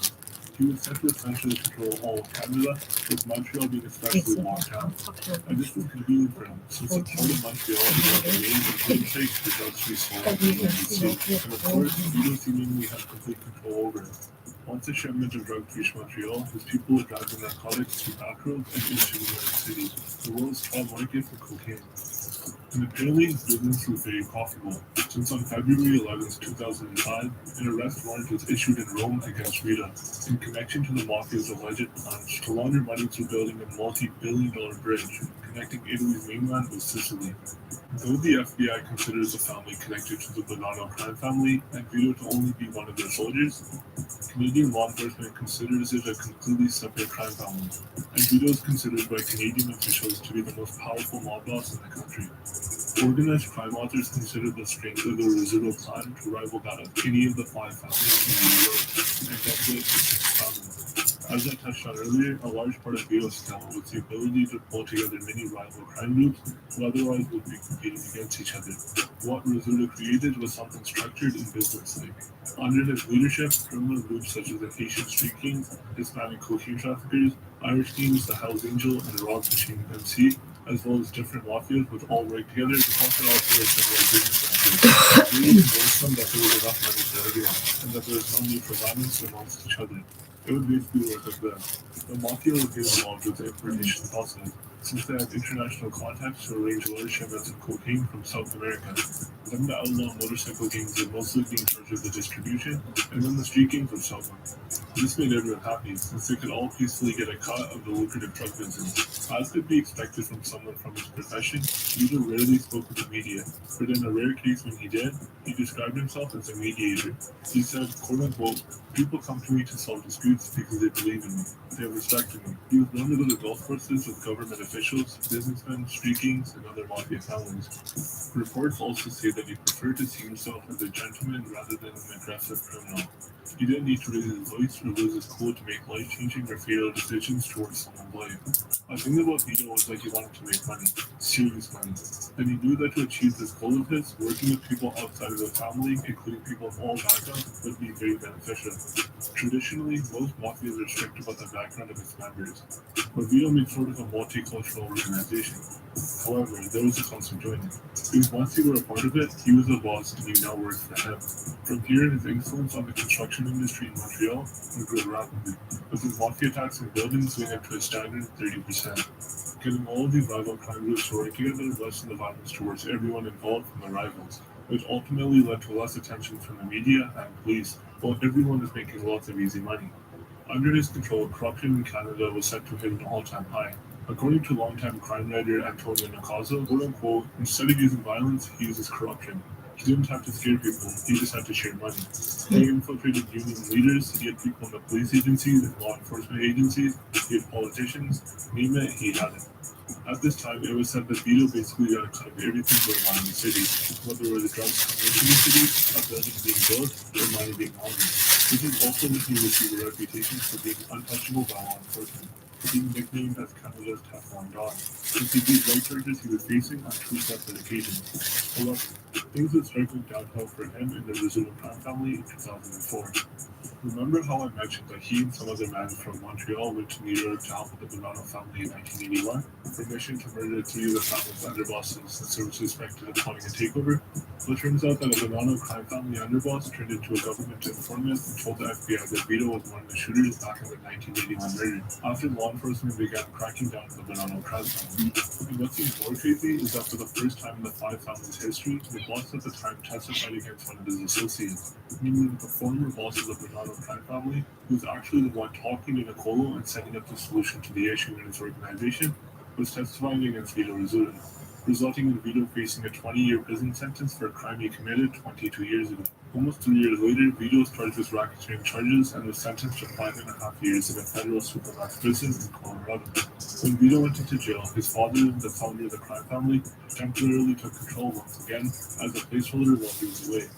The arrests didn't just stop there, though. While the American law enforcement was busy in the States trying to convict members of the Donald family and Vito, Canadian law enforcement was busy as well over in Canada. The RCMP were working on a major investigation targeting the residual crime family, dubbed Project Khaleesi. They recorded thousands of hours of conversations by secretly setting up hidden cameras and microphones at many places the residual crime family regularly conducted their business. And in 2009, the RCMP finally arrested a total of 70 people associated with the residual crime family, including Niccolo. Niccolo pleaded guilty to possession of the proceeds of crime in association with a criminal organization and was released from jail 2 years later. However, things got even worse for the residual family after Niccolo was released. It was around half a year later, they weren't only being targeted by law enforcement anymore. Turns out a power struggle was taking place between rival families that were trying to take over Montreal's crime scene since Vito was in prison and the residual family was vulnerable. It all started when a close family associate was shot and killed, as well as Vito's son, Nick Jr., being murdered in broad daylight shortly after. And a few months after that, Vito's brother-in-law went missing and has still never been found. Even after this, more and more people connected to the family kept getting killed. But the last high-profile killing that took place before Vito's release was his father, Niccolo's. Seeming like something straight out of a movie, he was shot by a sniper through his home's window in front of his daughter and wife, very similar to how Rocco Violi was murdered decades before. He was 86 years old. Less than 2 years after his father's murder, Vito was back on the streets after being released from a supermax American prison. And you can bet that hearing about all the gruesome deaths of his family members and close associates over the years and not being able to do anything about it caused him to have a lot of pent-up anger and a strong need for revenge, which is exactly what he acted upon. Only a month after his release, people who had got to be rivals with the residuals or traitors were turning up dead one after another. About another 3 months later, it appeared that Vito was taking back control of organized crime in the city once again.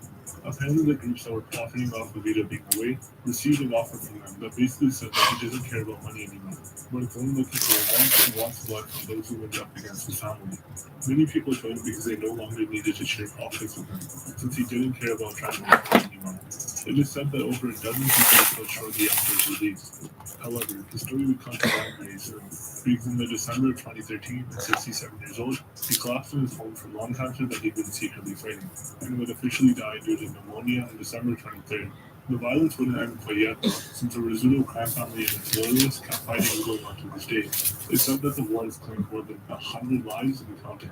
RCMP intelligence states that no other leader has been capable of getting many groups in the city to work together, which is leading to street gangs becoming more powerful, as well as the mafia clans in Montreal knocking on friendly terms, leading to there being no clear leader and an unstable situation in Montreal's organized crime scene.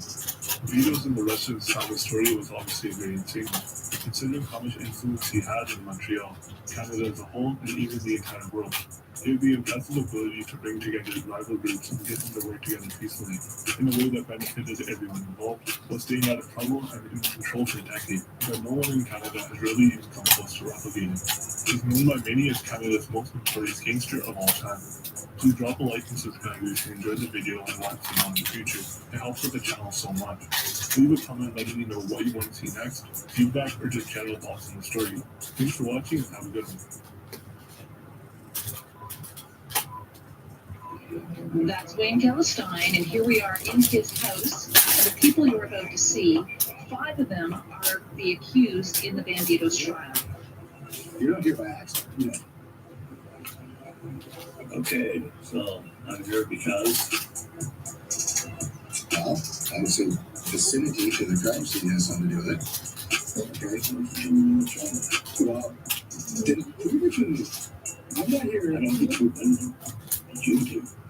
Okay, well, you're actually right about that. Hey guys, in today's video, we'll be taking a look at Wayne Colestin, one of the most wild and dangerous gangsters in Canada, as well as diving into the details of the gruesome Shedden massacre, what caused it, and how he danced on that dark night of April 7th, 2006. Wayne Colestin, the Wiener, was born in May 1949 in Ontario, Canada. For years, he was a notorious outlaw biker, gangster, and drug dealer. To some, he is among the most dangerous people you'll never want to meet. A policeman once told a journalist, "He's a guy who, if you were to meet him, the hair on your neck would stand on end." He is one scary individual.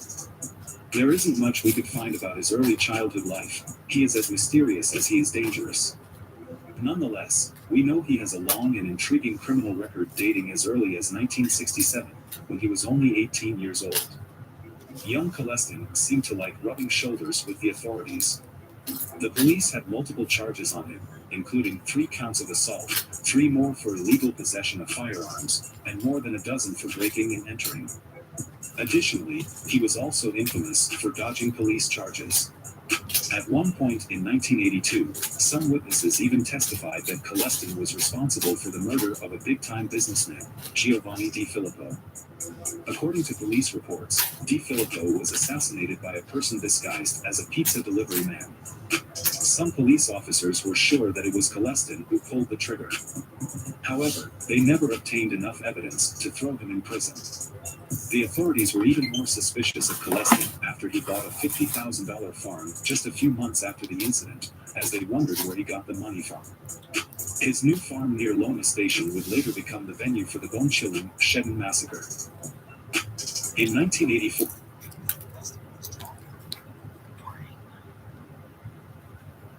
biker's lifestyle and decided to join the Outlaws Biker Club. He quickly flew up the ranks. A few years later, they allowed him to start a satellite club in St. Thomas, with himself as the president. Thus, Colestin founded the Annihilators Motorcycle Club. Its logo was a mailed fist clenching a lightning bolt. According to peers, Colestin loved his club.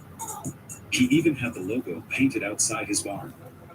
Despite his love for the Annihilators, Colestin's unpredictable temperament would repeatedly get his club into trouble.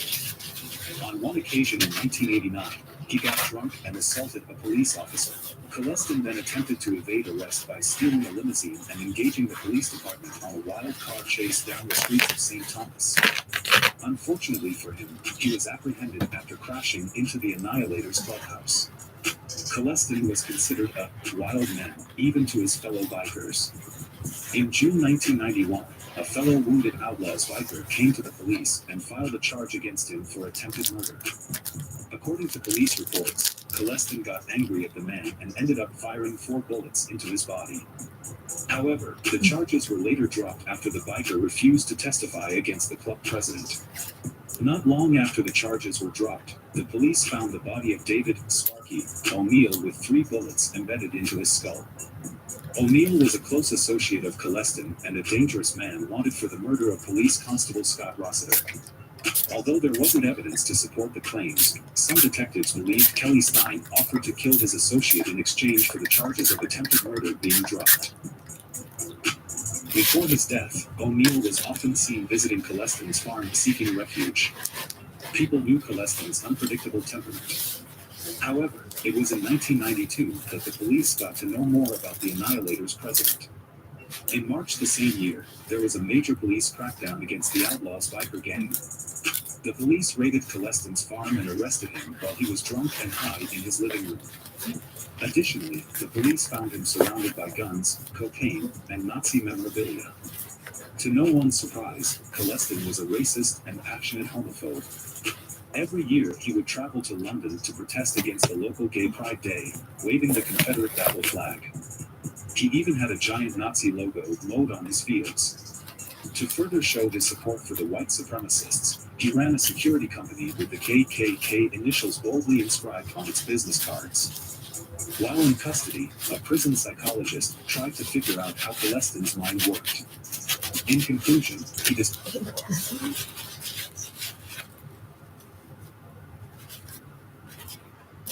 Instead, his aggressive criminal behavior was a matter of choice amplified by his paranoid narcissistic nature. During Colestin's era, the Hells Angels were also tirelessly working to rule the outlaw biker scene in Canada. It was a long and violent process that saw the 1990s bathed in the blood of many rival bikers. Amid all that chaos, a London millionaire named Salvatore Vecchio was found dead in a swamp next to Colestin's farm. Once again, Colestin was the prime suspect of another high-profile murder. Even the police officers believed it was him. Salvatore Vecchio was big in Ontario and was among the few people in the city to own a Ferrari.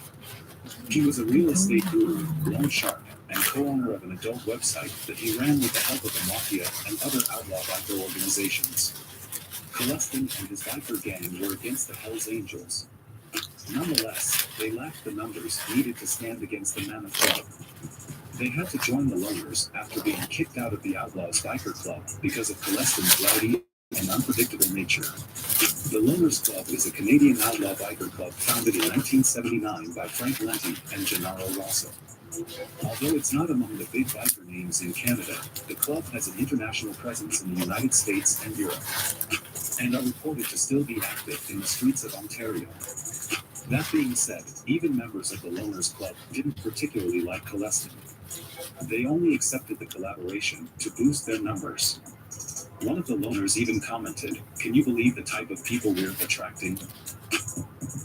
It was also around the same time that a man called Giovanni Boxer Musadier joined the Annihilators as Colestin's protege. Colestin then changed.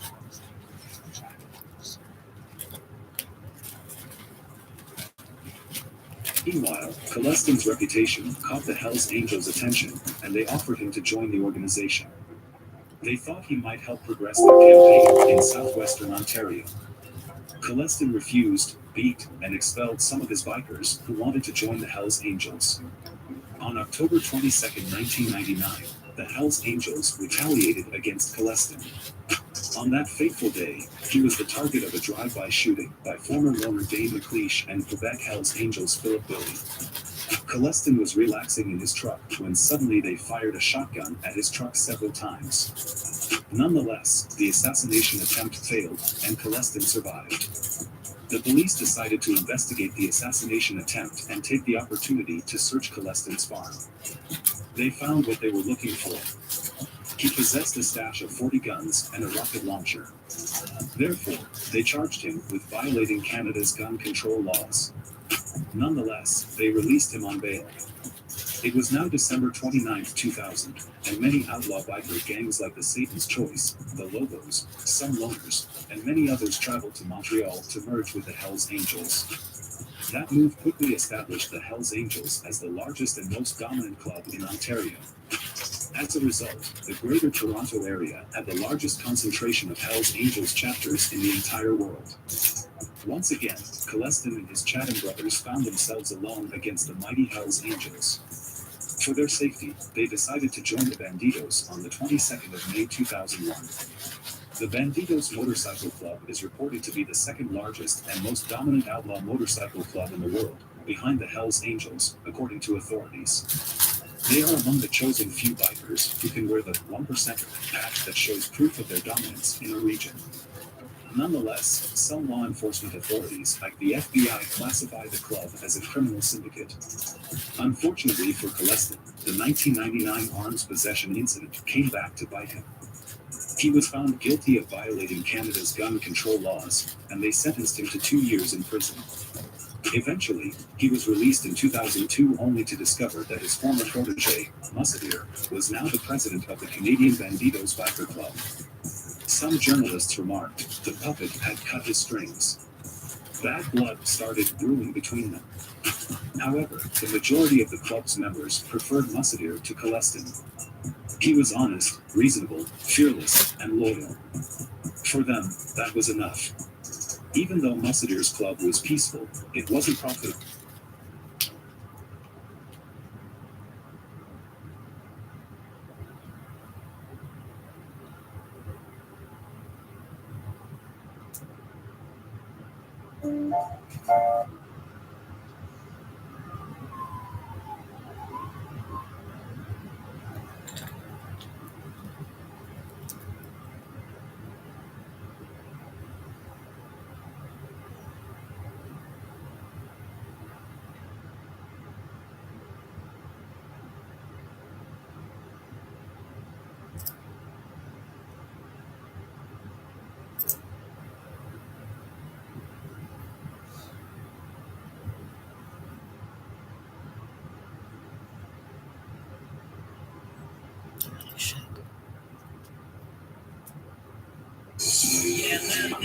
This is my life. I saw a lot of those ambitions all life. They wanna kill me, they wanna live my life. I done done a lot of dirt, hurt my strength. We all know by now, Canada isn't always a safe wonderland the rest of the world makes it out to be. When people picture Canada, they think of igloos, everyone apologizing to each other, maple syrup, and free healthcare. But if you've been watching my channel for a while, or even just keeping up with the Toronto Rapture in general, it's clear that some parts of Canada are plagued with large amounts of gang violence, just like some other notable major cities in the US and other parts of the world. This is true for all parts of Canada, not just Toronto. In today's video, we're going to take a look at the gang based in Metro Vancouver, British Columbia, named the Brothers Keepers. They have strong ties with the Driftwood Crips from Toronto, and they've been known by police to be involved with some major shit, and have lots of interesting stories for us to cover. They've even been involved with some international fraudulent killings, and have connections with one of the biggest and most feared drug gangs in the world, the Hells Angels. Let's get into the backstory of these gangs and their connection first. By the way, I want to quickly address all the people who've seen on dry snitching and might be getting people locked up. All the information from all my videos, including this one, are found online and is easily accessible public information. Most of it comes from the police anyways, and stuff that doesn't was easily found by a YouTuber like me. So sure as fuck, the cops have the same intel already, if not more. So you can stop claiming that I'm dry snitching on the people involved. Now let's get into it. The Driftwood Crips are some of, if not the most well-known street gang in Toronto, since it's been a powerful gang in Toronto since it was created in the late 1980s. But in more modern times, it's been popularized even more by many budding rappers from the area, now based by the James Mansion and the surrounding area on Driftwood Avenue. Most people have heard about this gang when talking about the Toronto rap scene, and by many rappers from the area representing Wasgate and making their songs and all over their social medias.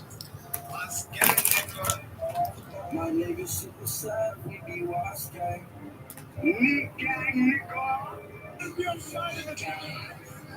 Notable names from this area are of course Pressa, YG, Houdini, Jamie, among many others, since this set has probably produced more notable artists than anywhere else currently in the Toronto rap scene. However, they're not all about music either. They've been known by police to be part of many major criminal activities and have had multiple raids take place on them, with hundreds of people being arrested. They're a huge criminal organization and have ties with them.